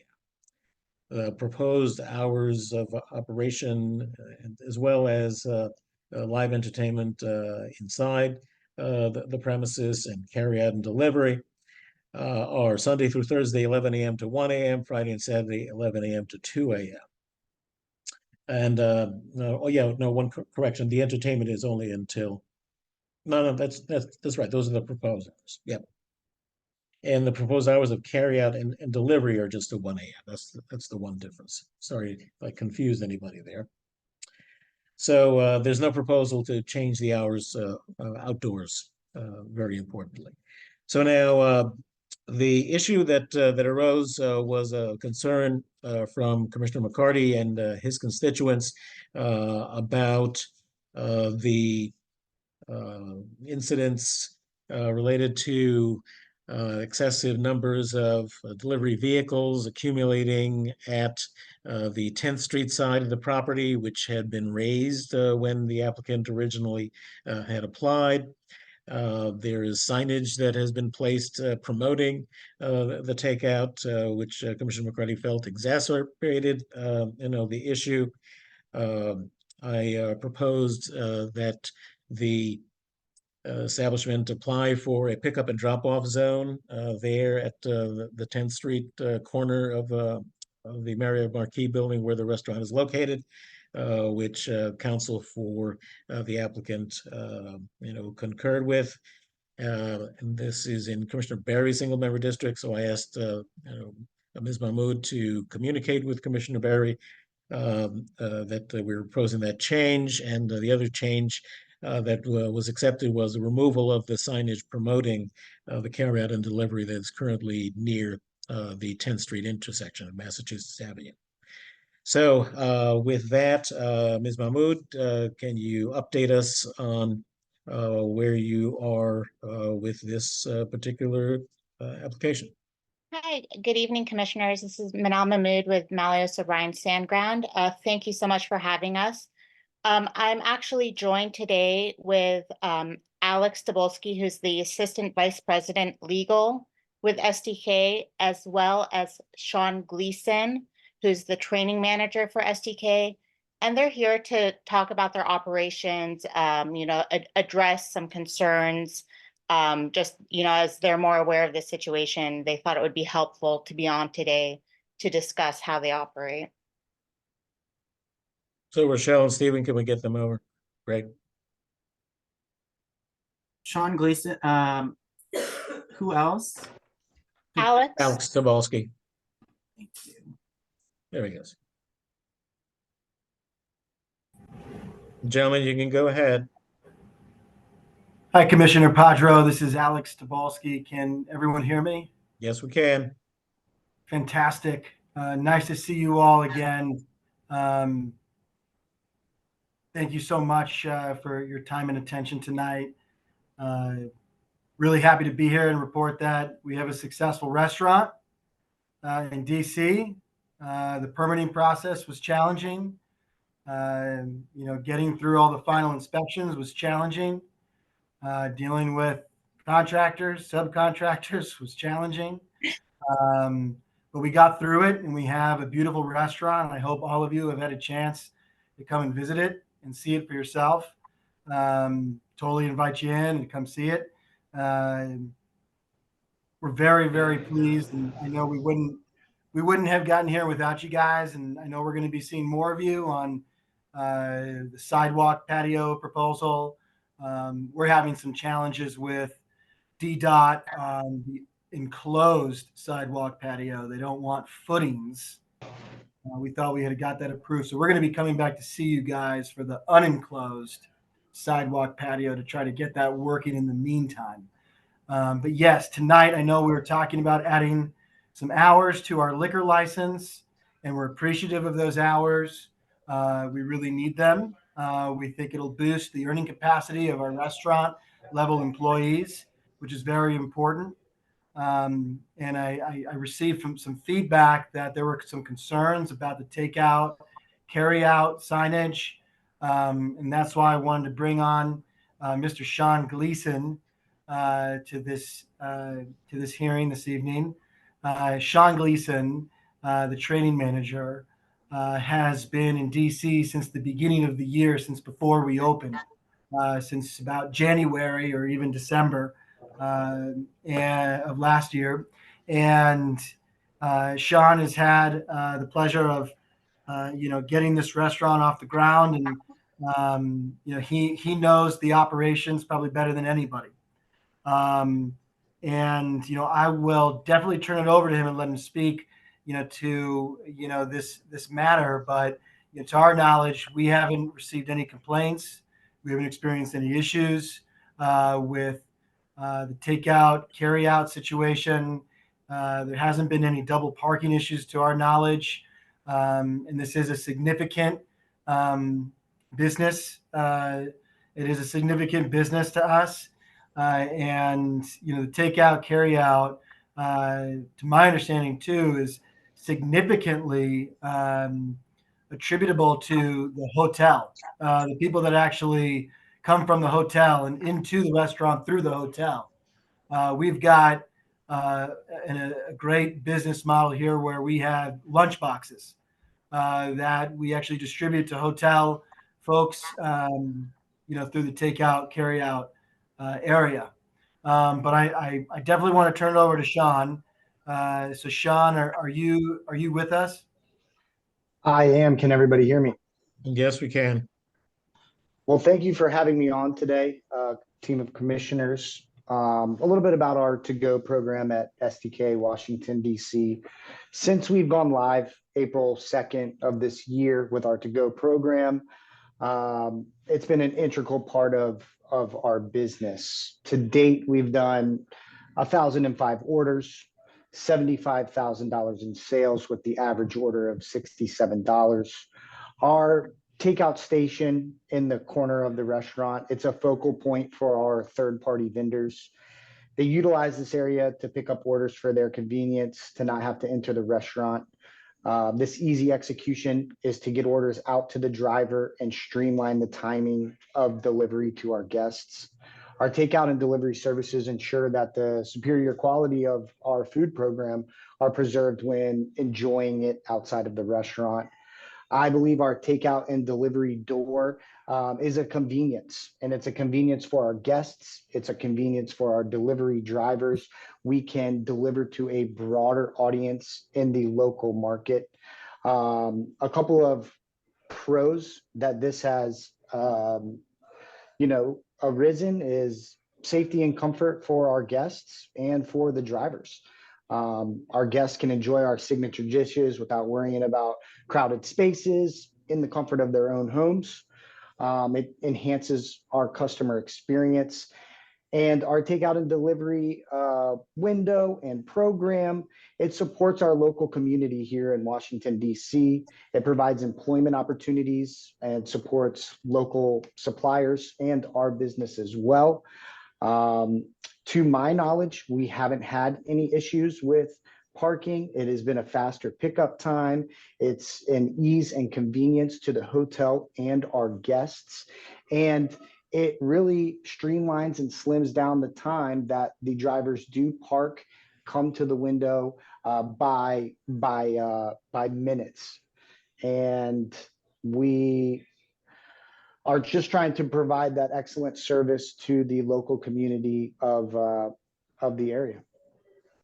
So since Commissioner McCarty is the one that has witnessed the concerns and expressed them at the committee meeting, I would ask Commissioner McCarty to take the next phrase here. Yeah, so I want to thank you for being honest and for sharing how integral the carryout is, especially sharing the revenue generation.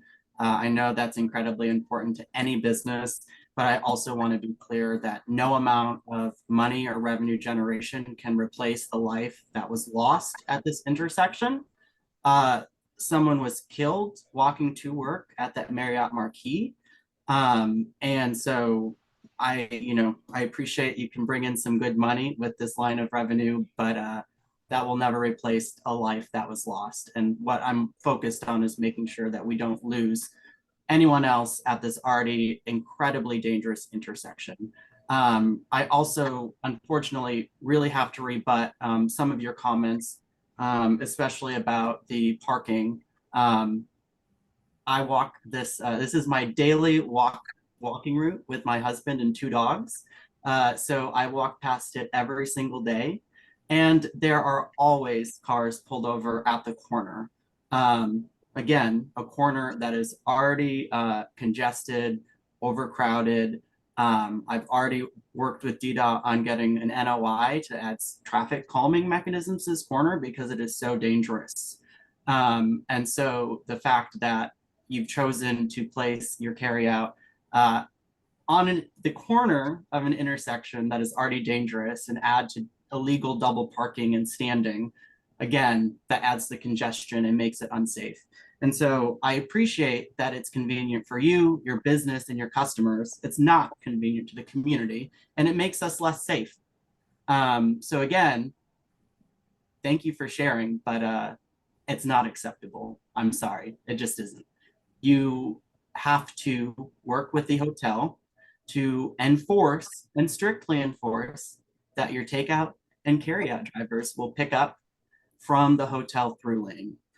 And if you can't do that, then you need to work with DDOT to get a dedicated zone for your drivers to safely pull over that is not at the corner of 10th and Mass. Thank you. So Alex, again, what was discussed at the committee meeting, in which Ms. Mahmood indicated willingness to support, but obviously it's your call, you're the client, was that SDK would agree to apply to DDOT to establish a pickup and drop-off zone there on the east side of the street on the north of Massachusetts Avenue on 10th Street, so that only pickup and delivery vehicles can park there, so that those spaces are available for pickup and delivery vehicles and don't have to compete with other parkers. But if that's not something that you're comfortable with, then the commission may have to take another action that you're going to be less pleased with. So tell us what your desire is at this point.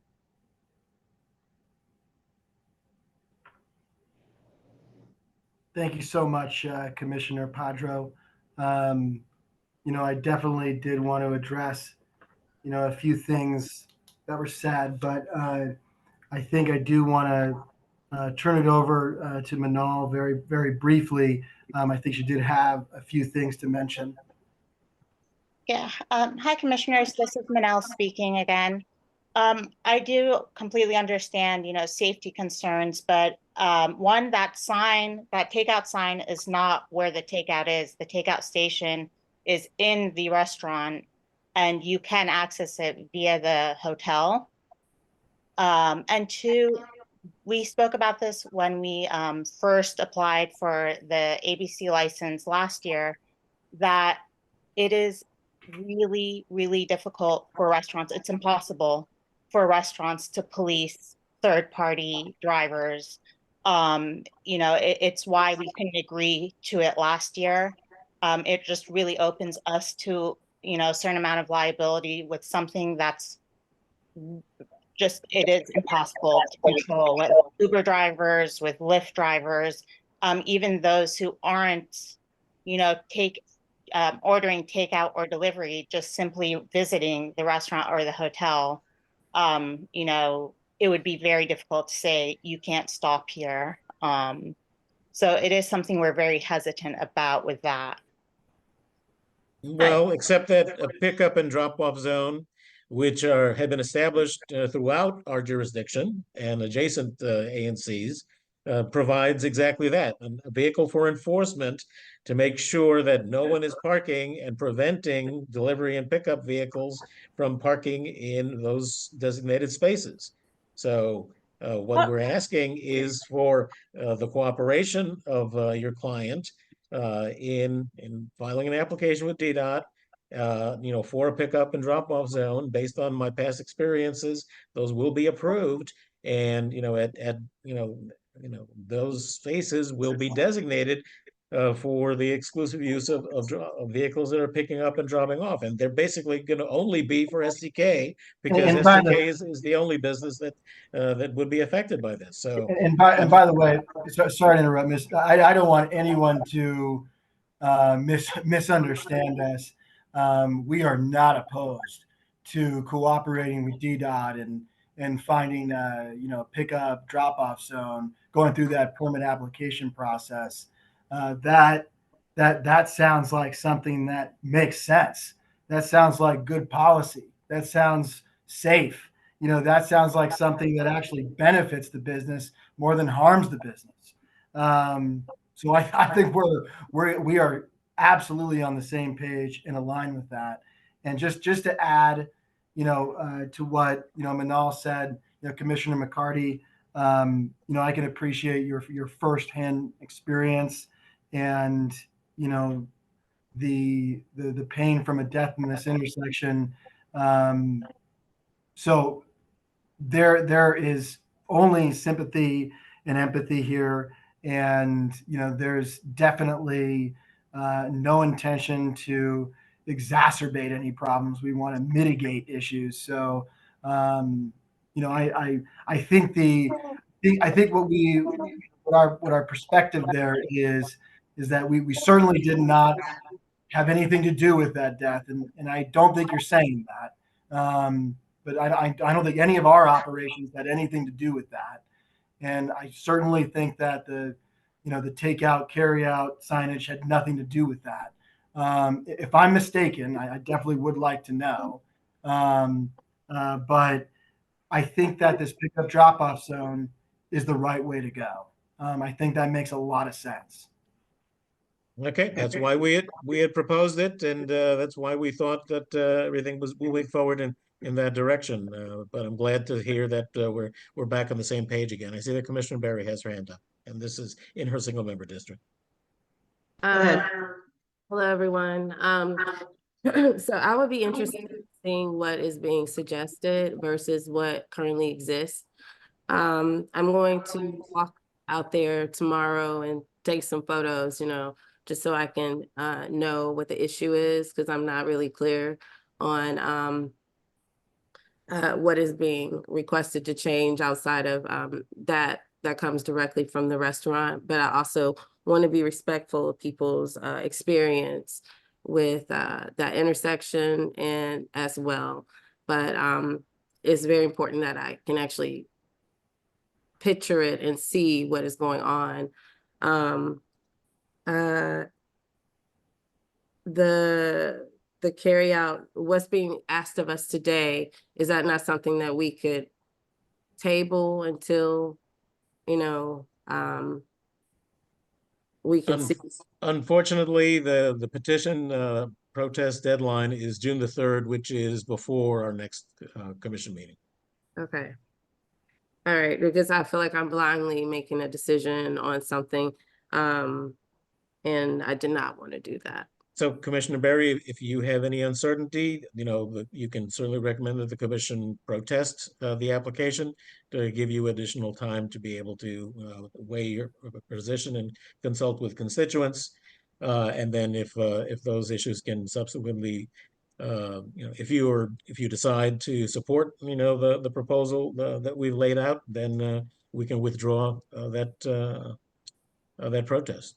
Would Commission- would I be supporting the proposal that the commission is recommending, or what is requested?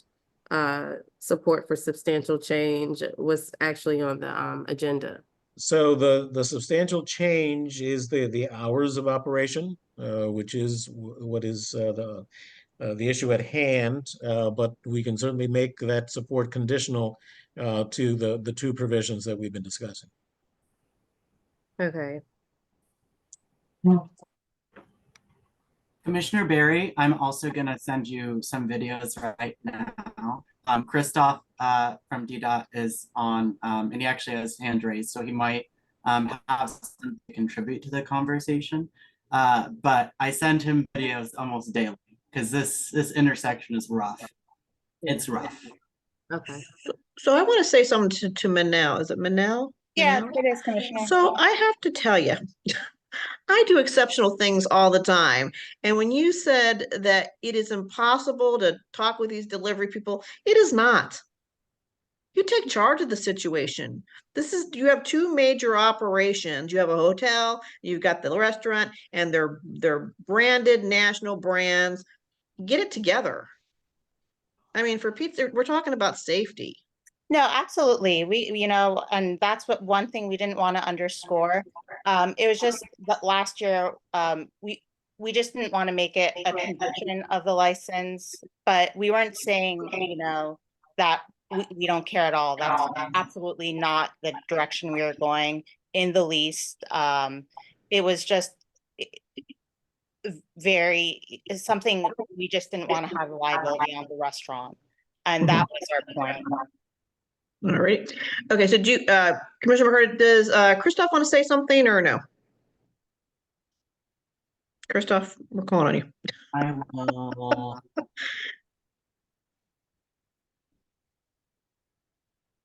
Good evening. Hi. My name is Christoph Wassmer. I'm the DDOT Ward 2 Community Engagement Liaison. So just wanted to offer that I'm willing to connect with STK and connect them with our curbside management, DDOT's curbside management division, for assisting on investigating if pickup drop-off zone would be possible, and you know what that would require. And so I am happy to drop my email in the chat and look forward to any communications with STK. Is it possible that it's not a possibility that a pickup drop-off zone is something that they could even get? Is that what I'm hearing? I was looking at the parking. I mean, that's for our curbside management division to decide, in our loading zone and our pickup drop-off specialist. But I was looking at the parking here, and I mean, parking is scarce on Mass Ave, and then on the side street of 10th Street, it's very short. So I think it might require, you know, changing some parking, but that's just speculation right now. Okay, but what are we doing here? Another quick question. Is it possible that some of the pickoff drop-off is used by people in the hotel that are ordering food from like Uber Eats and other places, and they're parking there? Is that contributing? Is that what we're saying as well? Are we about that?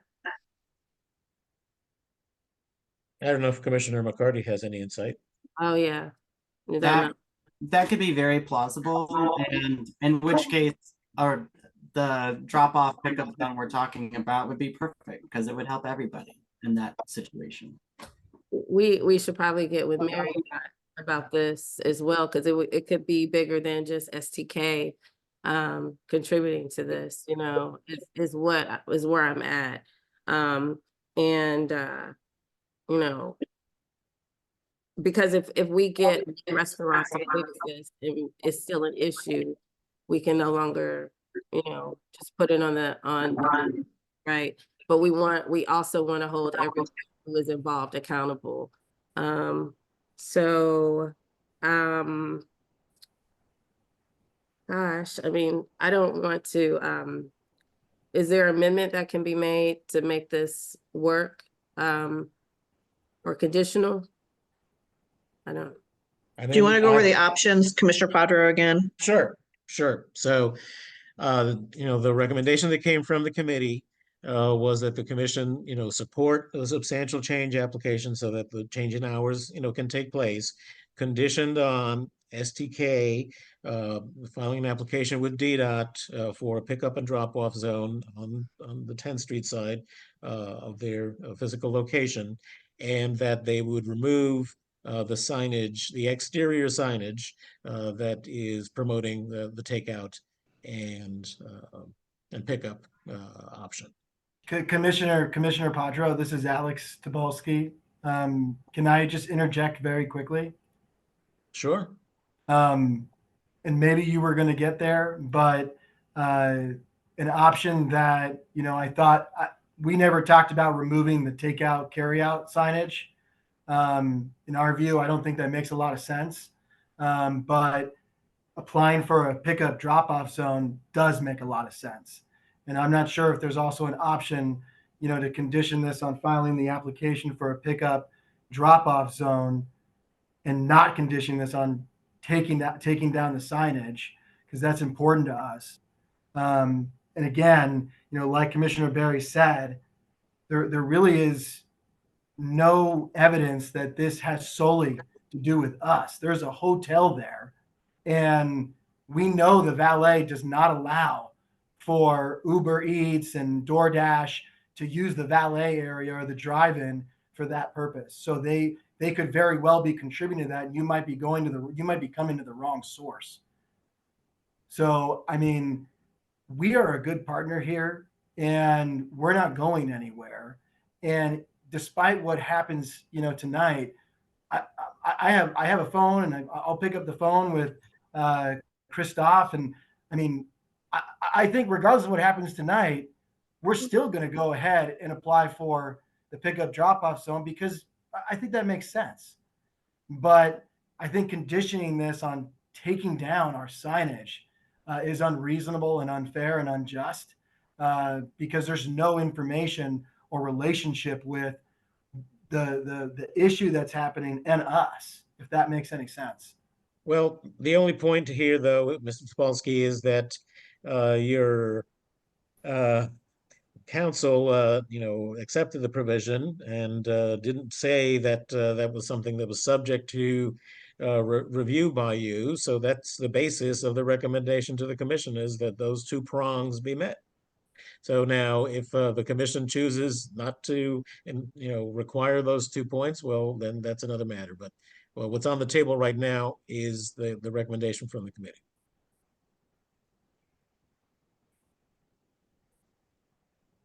Or protest, right? Or Alex. protest. Yep. Those are two options. Yep. Commissioner Padro, I was expecting Manal to step in and say something, but I don't know what information you received from who, but in no way, shape, or form was there any authorization to consent to the removal of the signage. No, and I did say that I would talk to the clients. That is not a decision I could have made, but I did say that I would ask if that was a possibility. Absolutely. And, you know, this is something, the signage is something that was important to them. So we have a recording because we do record all our committee meetings, but that's not, you know, going to solve our impasse. Is it Ms. Watkins? Do you have a question, Ms. Watkins? Yes, I did, because I'm really getting turned around here. I'm trying to figure out, was this not asked of them to do prior for them to apply for an application? That's one question. And the other question is for Christoph. I heard what Manel said, and I hear what the representatives at CK is saying in terms of it might not necessarily mean that it's just STK folks that are involved, but there might be Uber Eats, DoorDash, and all of them. Is it possible to establish a pickup zone in that area without STK submitting an application, but it just get established by DDOT? That is correct. It's possible for that? Yeah, it's something that our team would have to investigate, looking at, the prevailing pickup drop-off ridership amounts in this area, and then they would make it a decision after that. And when you say your team would have to look at it, how long would that take? I can't give you an estimate on that at this time. It's something that we need to submit to DDOT. If there was a resolution, that would definitely improve our assistance with this. Okay, thank you. Thank you. Okay, so we need to move this forward and make a decision. So Alex Padro, you clearly want what's on the table from your committee. Commissioner Barry, this is in your single member district. Right. My suggestion would be that we ask that STK apply for the pickup drop off, and if that isn't done at a particular time, they remove their sign. Is that something that they would be willing to do? So that's kind of this is Alex Tobolsky speaking with, just to restate this. Mhm. We file the application for a pickup drop-off zone. And if that application is not filed within a certain amount of time, then we're required to remove the sign. Okay. Yeah. No, I was just restating. I mean, said differently, since this is about the hours, I mean, wouldn't it be more appropriate if we're going to file the application, I assure you that. We're going to file it next week. I can't control whether that application gets approved, but I can assure you we can put a best efforts clause that we're going to, make best efforts or reasonable efforts to get that approved with Christoph and his team, curbside management. I think the appropriate remedy would be to lose the hours that would potentially be granted, if we don't file in a timely manner. But that would be my suggestion. Yeah, that ends up being somewhat convoluted because, APCA is going to be confused, the board's going to be confused if we've got too many ifs, ands here. So, Commissioner McCarty, how do you feel about this proposal from Commissioner Berry? I'm good with it. I can relinquish the removal of the sign. The sign, it looks nice. I get it. I just, a year ago when we were talking about this application, I mentioned the infrastructure at this intersection, and I expressed all of these concerns then. And there have been, I'm sorry to say, there have been no good faith efforts from your team over, to work on it. And so we're here again talking about it because this work needs to happen to make this intersection safer. I want you all there. I want you to do good business, but I want it to be safe, and I want to keep people in this intersection safe. So I would be happy for Commissioner Berry to make a motion to support the substantial change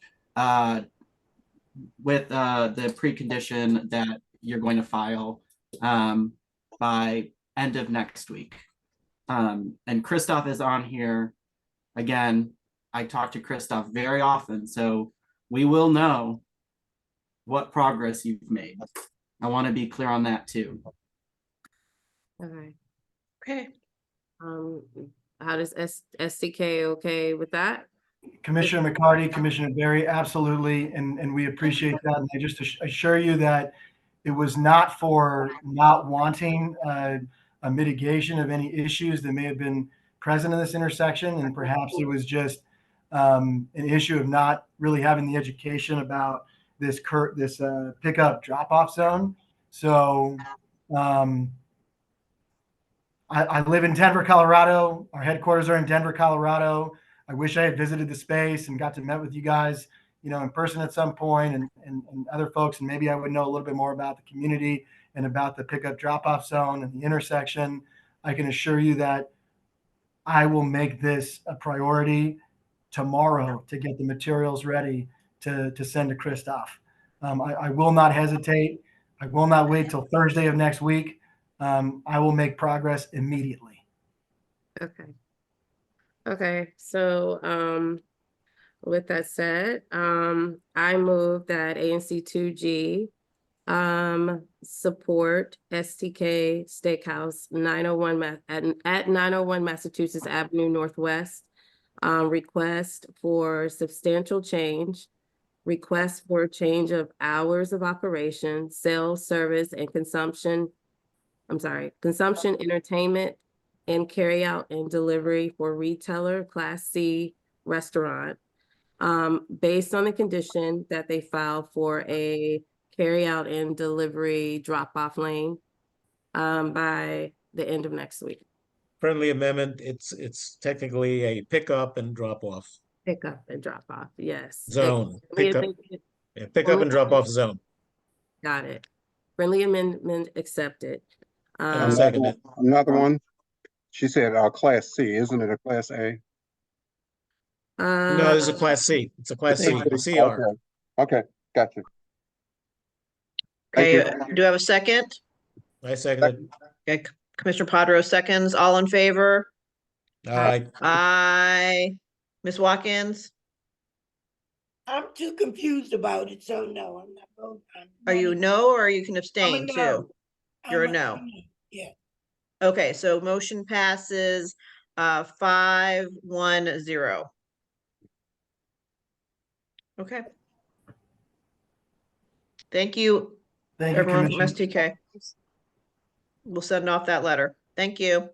I'll be in touch with Manuel, and because I did receive your email, but I received it too late to have a conversation, but I'll be in touch with you, okay? Thank you so much, Commissioner Berry. Feel free to email or call if you have any questions. No problem. Thank you. And then the last item related to ABCA is a resolution proposed by Commissioner McCarty. And I'll let him explain it, but I'll go ahead and note that the commission, recommended adoption of the resolution unanimously.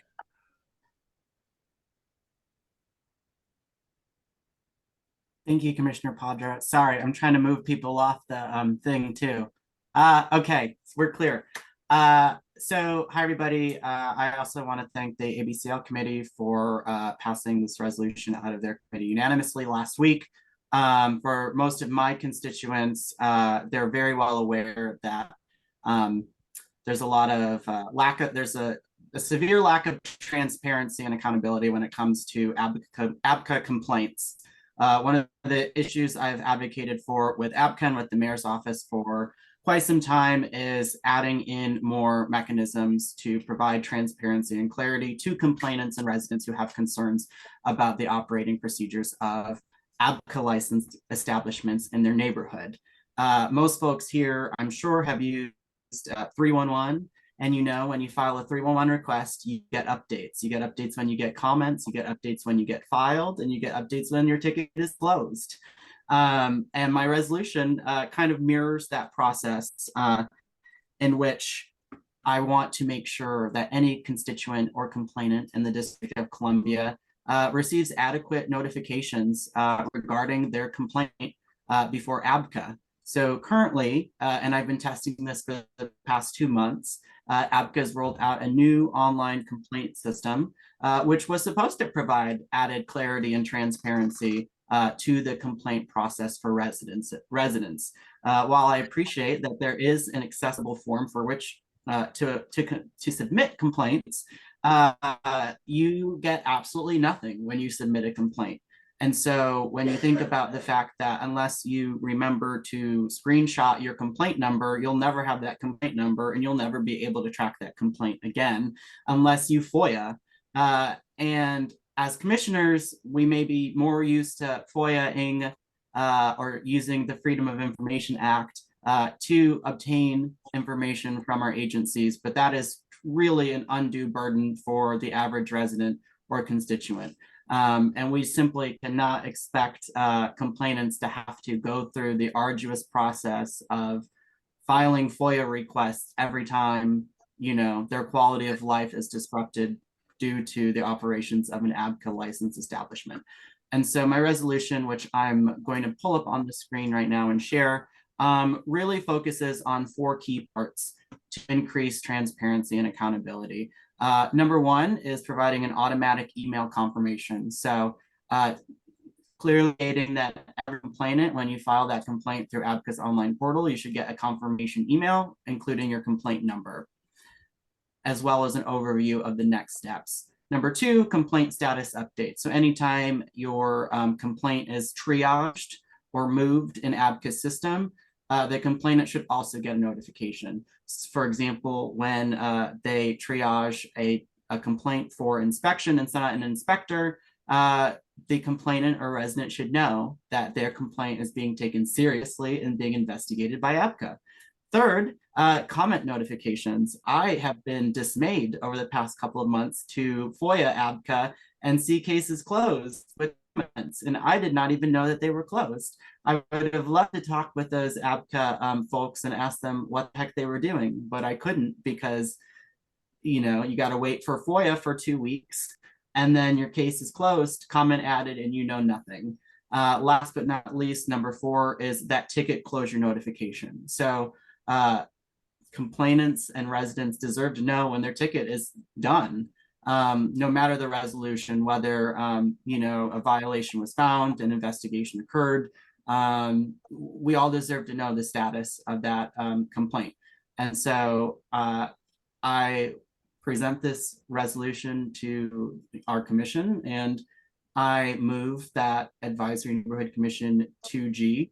Well, I'll give time for comment if folks do before I make my motion. Sorry, got a little ahead of myself. Hey, commissioners, any comments about this? No. Anyone from the other side? This is this is important, especially for, you know, this is impactful for our area than other areas too. No comments from their side. Okay, Commissioner McCarty. Rochelle, my only comment is that, you know, Commissioner McCarty is absolutely correct. Yep. ABCA, you know, makes it very difficult even for the commission to be able to get very basic information and to be able to make sure that that concerns that are being raised by the commission and by the public are being acted upon in a timely manner or at all. And their you know, always fallback position is FOIA. And that just doesn't work in terms of the timelines of the agency's own actions. So I think that Commissioner McCarty's proposal is warranted and should be supported. Great. Absolutely agree. Thank you, Commissioner McCarty. Well, thank you all. Good job, Stephen. Well, we're not finished yet. I'd like to move that Advisory Neighborhood 2G adopt my resolution regarding transparency and accountability in ABCA's online complaint system. Okay, do we have a second? Alex Padro seconds. All in favor? Aye. Motion passes 6-0-0. Okay, great. All right, now we're going to move on to our NOIs. Is Christoph still with us, or did he leave? You're probably like, I'm done with these people. He's all right. So we have the first one is the curb extensions. This is Commissioner Barry's area. Yes. Yes, I'm still on. Okay, well, stay with us, my friend. Staying with you for Stay with us, all buddy. four. All right, Commissioner Barry, why don't you go ahead and talk about your curb extension situation? Right, I am completely against this notice of intent to extend the curb at 6th Street and O Street Northwest. It's already a very narrow roadway. Cars and trucks have a difficult time turning in and out of it. If a bus is coming down O Street to turn onto 6th Street, it almost hits the car on the other lane. The lane was narrowed before to put bullards up, and it's uneven on one side. So now coming down O Street, once you cross over to the 500 block, only one car can pass through at a time when going, you know, against traffic in the opposite direction. So making this a more narrow road would be a mistake. I'm reaching out to residents to send letters, and to you can contact me at 2G05@anc.dc.gov. And I've also spoken to plenty of people about this issue. So DDOT, get ready to receive a buttload of letters because it's on its way. And hopefully you'll make some improvements that we actually request and need, instead of, you know, just going around and just being like, oh, well, we need to do this when no one asked for it. Okay, so as long as they get those letters in by whatever date I complained about. Right. Yes. So whatever date that is. Right. Okay, commissioners, any other I will comment that I am in full support of Commissioner Barry, because sometimes it is too wide at that point. So any other comments? Christoph, so Yes. this is hardening the current infrastructure, correct? So right now there are That is flexes correct. there, and you want to extend the curb to where the flex posts are, correct? That is correct. So where the flex posts, those are tactile and safety improvements, those bollards that were put up. And this NOI is part of our Vision Zero hardening program that is upgrading and improving those tactile improvements to concrete barriers. Now, I've spoken with the project team, and the project team mentioned that they would cut back the angle, so it would not be wide or narrowing the roadway, it would be widening it, but it would be now making them concrete and hardening that curb extension, the existing curb extension. I want to emphasize that it's already there. Well, I guess my understanding of Commissioner Barry's concern, and by the way, Commissioner Barry lives almost at that intersection, so she has day-to-day, evidence of what's going on in terms of vehicles, bumping into, the flexi post, et cetera, is that it is too narrow. It's not that we don't think that it should be converted into concrete. It's that the current dimensions don't work. So that we'd like to see it reworked so that it is more practical while still improving safety. Am I correct, Commissioner Barry? Yes, you are exactly correct. Okay, Ms. Watkins. And I use that excuse me, street quite often because I live in the neighborhood, and those barriers have actually turned that block into one lane instead of a 2-lane street. Like Commissioner Barry stated, only one car can go up and down that street at a time, especially if somebody's turning into O Street off of 6th Street. Also, I think it's important that we consider it, and this is so timely with the was it NATO conference that's coming to the convention center. That route is rerouted from Rhode Island Avenue down 6th Street. So we will have to be prepared for buses to start taking that route, because that is the throughway through that. They cannot drive around the convention center anymore. If this is anything like it was in January of 2023 when the U.S. African Leader Summit was here. What Metro does is takes the bus down down O Street.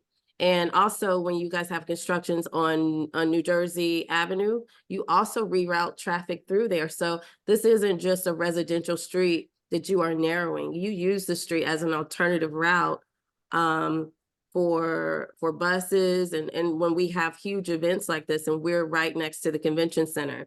So this is not improvement to that roadway, especially given what it is used for when there's events at the convention center, when our neighborhood is taken over, and with how people park on that street, it's like back end parking as well. So we need to consider all these factors instead of just making it a one-way street both ways, because it could really create a lot of gridlock. Okay, so does anyone have any comments from the public side about this before we move forward? No, okay. All right, Commissioner Barry, do you want to go ahead and make a motion? I make a motion that ANC 2G do not support DDOT's notice of intent 2498, which is 6 and O Street Northwest curb extension. Do I have a second? I second. Seconded. Okay. I second. Okay. All in favor? Aye. Aye. Aye. Commissioner McCarty?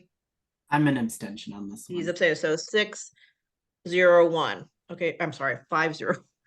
5-0-1. All right, motion passes. Okay, moving on. We got one more here for your area.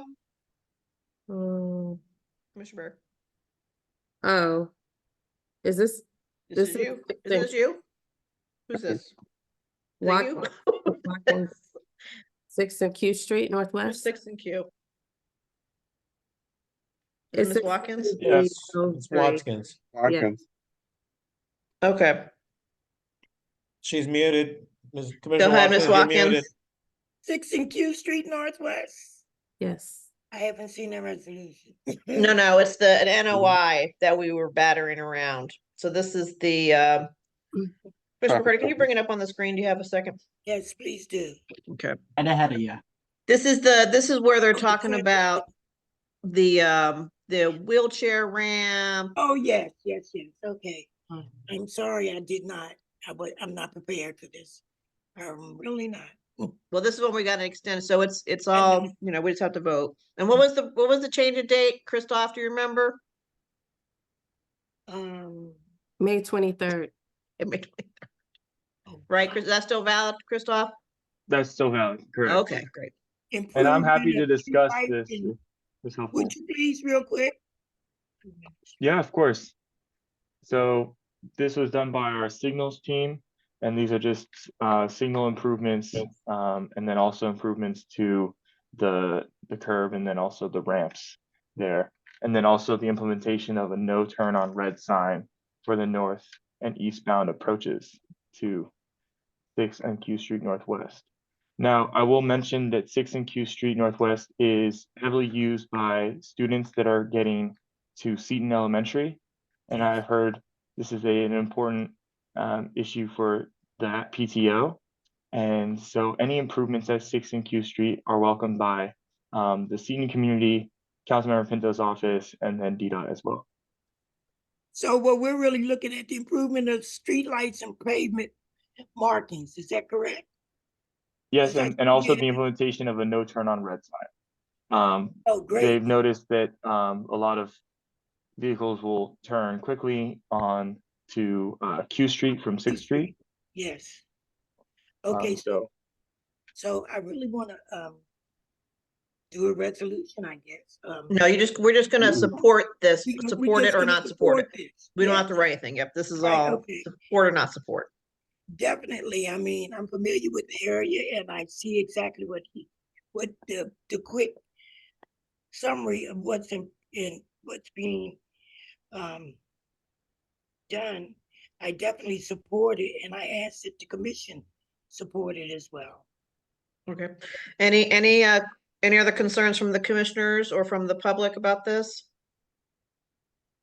No, not a concern, but I do concur with Christoph's observation about Seton parents being very concerned about improving safety for themselves and their children on their path, from points east to Seton, which is in my single member district.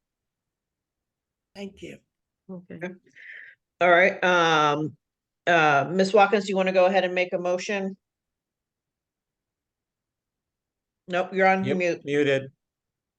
I make a motion that this commission support, I gotta pull it back up for me. Do you want me?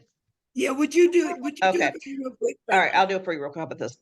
I move that ANC 2G support D.NOI 2487 TESD modification of traffic signal at 6th Street and Q Street Northwest. Do I have a second? Seconded. Second, who's Alex Padro seconds, all in favor? Aye. Aye. Okay, motion passes 6-0-0. All right, great. Okay, and then here's mine now. Okay, so now this is this one right here for the conversion of curbside parking. This is around the infamous 501 New York Avenue, the potential jail. So, and could you take that down for a second, Commissioner McCarty? Yeah, of course. So, Christoph, I need to tee this up for a little because I'm a little bit confused about what just happened yesterday, and I didn't have a chance to write you a letter. So the signs have already changed on the New York Avenue side and the 6th Street side. Were you aware of this? I was not aware of the work order.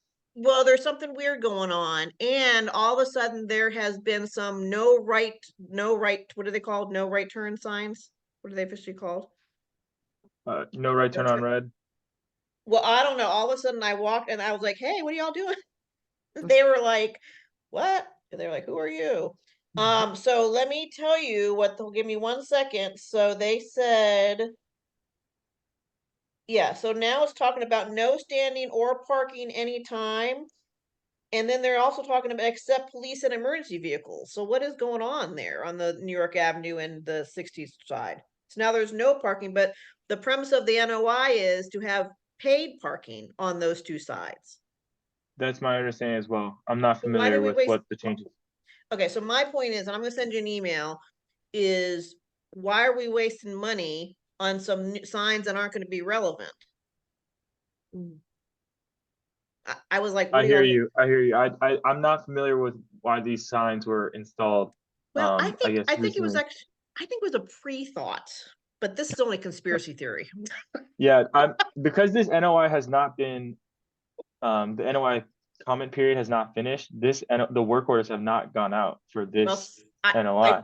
I took a picture of the plans. They showed me their plans, and of course I took, and so I think it's part of the jail conspiracy theory, but that's okay. So we're gonna move forward. I'll send an email, and as I told them, they weren't allowed to touch the residential side. So the thing with this thing is that on the 6th Street side and New York Avenue side, that'll be paid metered parking or whatever those things are called. What are those things called, Christoph? The Pay to park? Pay to park things. And then on the L Street side, nothing will be touched. I am petitioning for residential parking on hopefully both sides, but at least one side of the street. And so I am, my constituents are aware of this, and I am in support of what the NOI says, not what happened, this crazy thing that happened yesterday. I don't know what that is. So, and I'm seeking support from the commissioners about that whatever the NOI says. Paid parking, that's fine. We're not going to fight that. And then residential parking on the L Street side. Sounds like you're making a motion. I'm sorry, let me make a motion. I'm sorry. I'm like, it's good. Okay, I move that ANC 2G support D.NOI 24124 TOA conversion of curbside parking program. And do I have a second? Seconded. Okay, Commissioner McCarty, seconds. All in favor? Aye. Aye. Okay, great. So Crystal, I'll send you that information because it's kind of crazy, whatever was going on there yesterday. Okay, and then we have one more for okay. for Commissioner McCarty's area. Yes, hi everybody. So this is for D.NOI 24134 TOA for rideshare drop-off on 9th Street, Northwest outside of Black Alley. As many of you hopefully remember, we unanimously passed a resolution about a year ago. Actually, it was last May to be exact. So May 2023, we passed a resolution calling for some DDOT improvements to Blagden Alley. Really, again, I want to thank Christoph and the D team because you came out and you added some signs and you have worked piece by piece to implement portions of that resolution. This NOI is fulfilling one of the biggest portions of that resolution, which is to geofence ride shares from dropping off and picking up riders in Blagden Alley. And in conjunction with that geofencing, it would implement a standard, stable, static ride share pickup and drop off zone immediately outside of the alley. This is something that my constituents have, and even businesses have continued to advocate for. Blagden Alley is a historic alley dwelling community, one of the very few remaining in DC.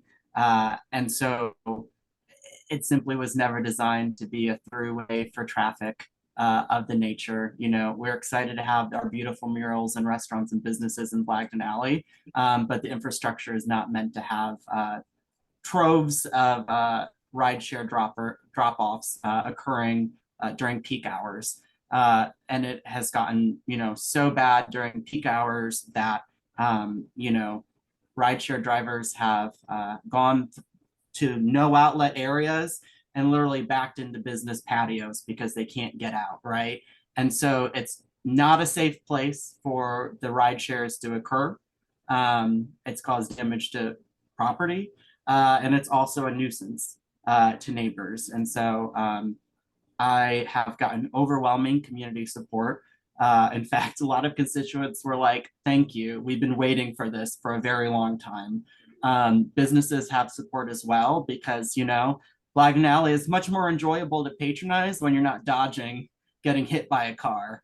And so with that, I'm just really excited that DDOT is bringing this forward and that this is a huge win for 2GO4 and to the residents and businesses in Blagden Alley. So I strongly encourage the commission to continue our work and reaffirm your support of that resolution we passed a year ago and this vital component of that resolution as well. And I'll also state that I did my due diligence with DDOT. This does not have any impact on residential parking whatsoever. The parking that will be taken up is just about 3 spaces. They're paid meter parking. And I walked out, no one was paying anyways. There's no impact on local residential parking. And in conjunction with this, I need to add that it moves the loading zone north of this rideshare drop-off. And this is also a win because right now the loading zone occurs in an area where there's through traffic.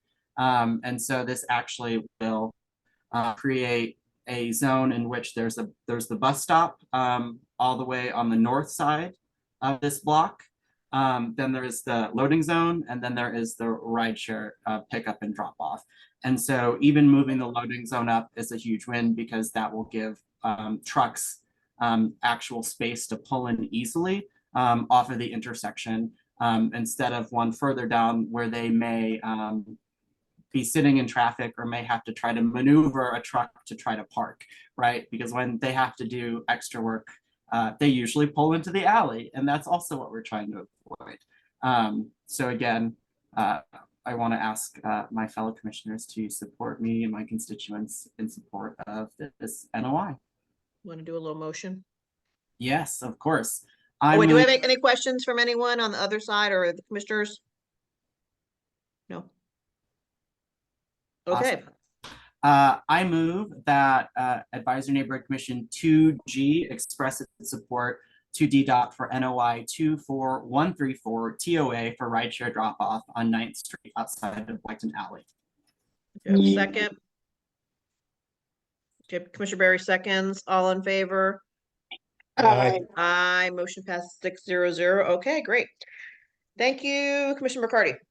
Okay, now we're going back to our legal fees for our case with the successful BZA case. Let me tell you that, folks. Again, for 501 New York Avenue. This is where we're bringing this home in terms of we receive assistance from the Expert Assistance Fund, and we have already received.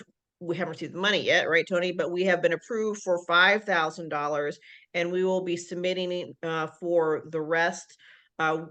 Just to clarify for people who are listening, we did hire a lawyer for our BZA case, and there is a special fund with the Office of Neighborhood Commissions that we can, because this is a very specialized case. This is not just your average lawyer by any means. That we could apply for this special grant money, and I seems to be plenty of it. So all we just have to keep applying to where we can finish paying our bills. And what will happen, and we, right, Commissioner Brown, that we will get the money, and then we're going to pay the law firm. It's going to be $5,000 every time, right? Are we on the same page? Okay. We are in constant discussion, but I sent the commissioners today our current bills. What I have done with the law firm is that they have split our bills or divided them so that they are lower amounts, so we can just keep applying for this money. So I'm for right now, I'm going to ask for I'm motioning that we apply for the funds for 4 amounts of money. Okay, I move that ANC 2G apply for the Experts Assistance Funds for our legal fees for the amount of $2,352. Do I have a second? Second. Okay, Commissioner Brown seconds. All in favor? Aye. Aye. Motion passes 600.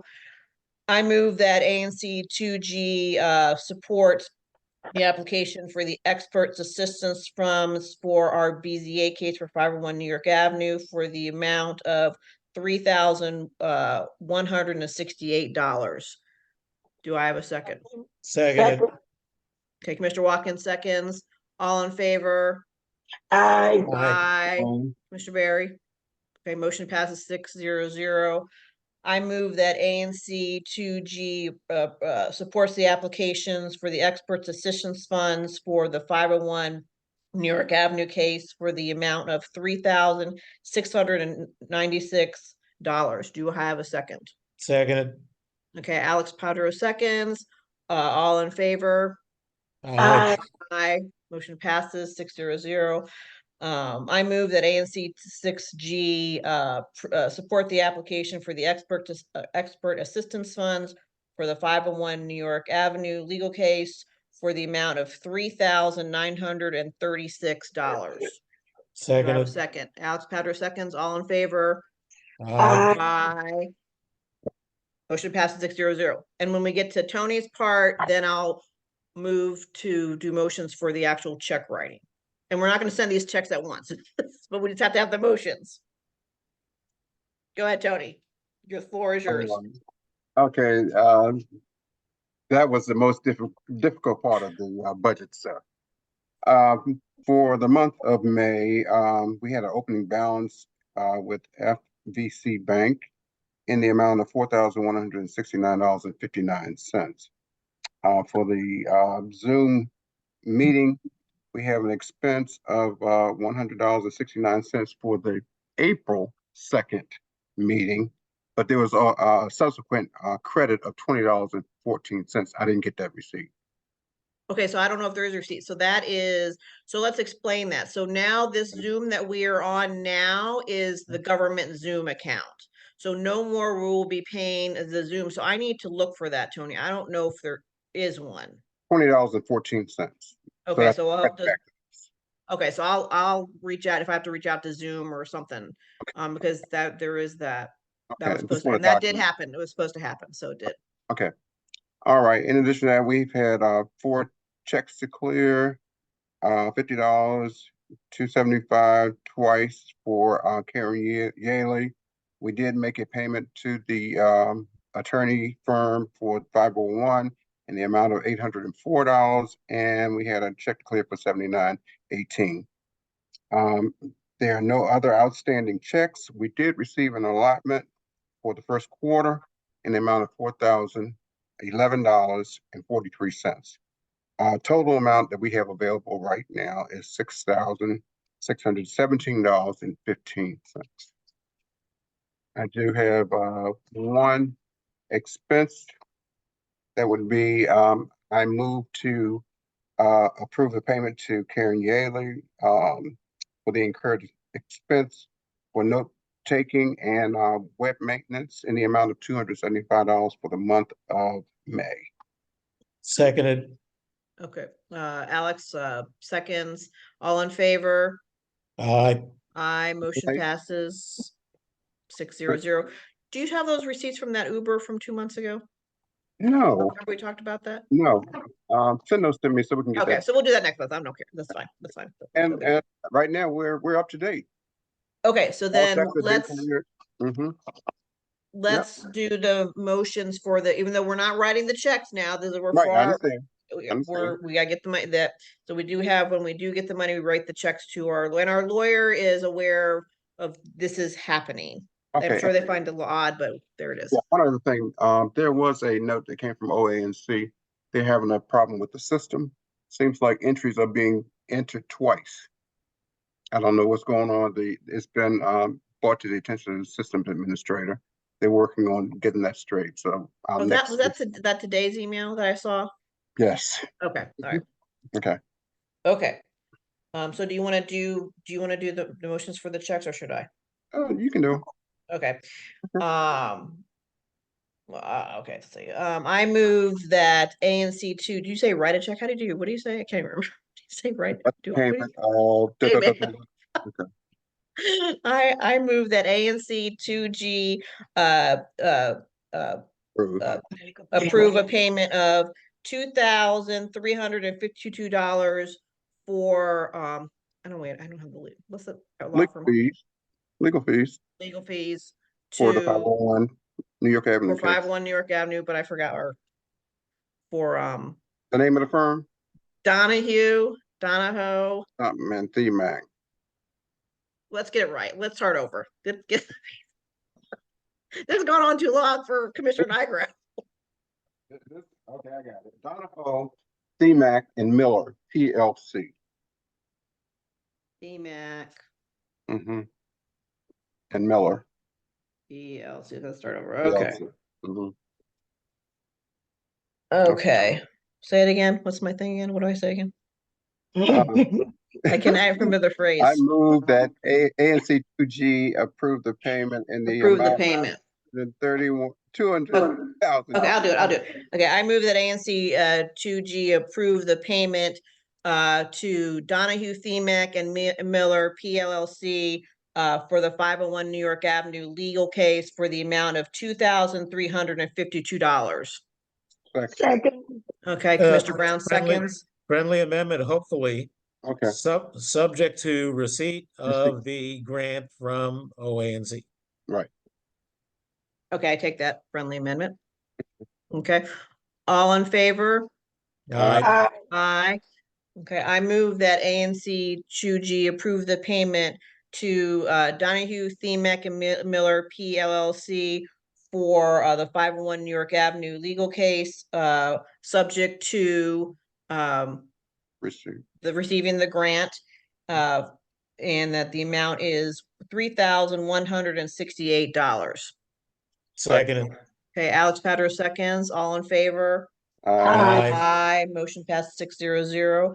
I move that ANC 2G is approve the payment to Donahoe, Themac, and Miller PLLC with the condition of receiving the grant for our legal case at 501 New York Avenue for the amount of $3,696. Seconded.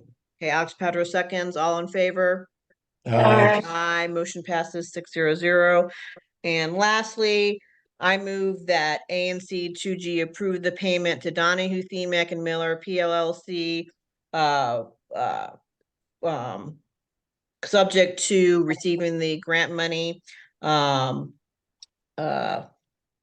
for our legal case at 501 New York Avenue for the amount of $3,936. Seconded. Alex seconds, all in favor? Aye. Aye. Okay, motion passes, thanks. Okay, so future with this, that is the BZA. So the future would be if, it's as I explained earlier, the government is in the hands of the government, they choose to do. They could go to the courts and appeal the decision, or they could come to us. So that is the truth. Now, I have chatted with Ms. Donna, and so nothing's on the table officially. I did chat with I'm sorry, Ms. Donna, Ms. Themac, about what is it future look if she can be involved. She's like, call me when it happens. So we'll see what happens. But either way, it is a delay. There it is. We're waiting to see what the government does. The order actually has not come out yet from the Board of Zoning Adjustment. Delay. That's where we're living in the present at the moment. We And can't and predict the very importantly, there's still no budget for the renovation of the Daily Building, which is prompting the construction at 501. So as I say very publicly with this too, is that if the condition of the current central cell block was so important, right? We kept hearing about this repeatedly. There was no contingency plan.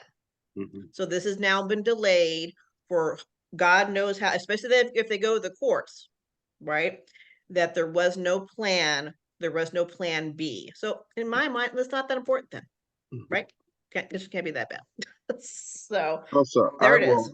I will basically notify the committee when we receive these funds, just to confirm that the money's been received. And as soon as I get the money, I will be writing checks. Yep, and the law firm is very understanding, and I think it's a win for that law firm too, because it's been a very visible case, and that they, clearly, right, the government has been stood down. Okay, anything else? Oh, we have to approve the minutes. I'm sorry. No. Any questions about the minutes from April? I move that we approve the commission approve the minutes of the April meeting, subject to any corrections submitted to our recorder. Second. Okay, Ms. Watkins seconds, all in favor? Aye. Aye, motion passed 600. Okay, anything else, commissioners? Yeah, I do have, Commissioner Nigro and I had a meeting with KDC. And I know last month when I wasn't here, they sent an email, and Commissioner Negro read the email, but we had a discussion with Dana Jones, management operations manager. And she would like to have a meet and greet with the constituents in the 2G area. The 2G area held, the 2GO3 area held spring cleanup on Saturday, even though it rained. And it went well. Believe it or not, a couple of people from Play DC attended to help with the cleanup at Marion Street Garden. We scheduled a meet and greet for May the 22nd at Play DC from 6 to 8 p.m. and that's on a Wednesday. All are. That's good news. And Okay. they have expressed doing some other community work, especially with the youth in the community. So I'll bring more information. Okay, excuse me. So Commissioner, I just wanted to confirm that was the 22nd of May. Yes. From 6 to 8 p.m. Okay, thank you. All right. Great, good job, Commissioner Watkins. Okay, I move that we adjourn the meeting. Our next meeting will be June 13th. Seconded. Okay, Alex seconds, all in favor? Aye. Aye. Okay, everyone. Happy Memorial Day. Oh, I shouldn't say it's not supposed to be happy. I'm sorry. Apologies. Happy Mother's All Day. right. Happy Mother's Day to the mothers. Happy Mother's Day. Happy Mother's Yes. Day. Okay. Bye. Bye, you guys. Take care. Be safe. Bye.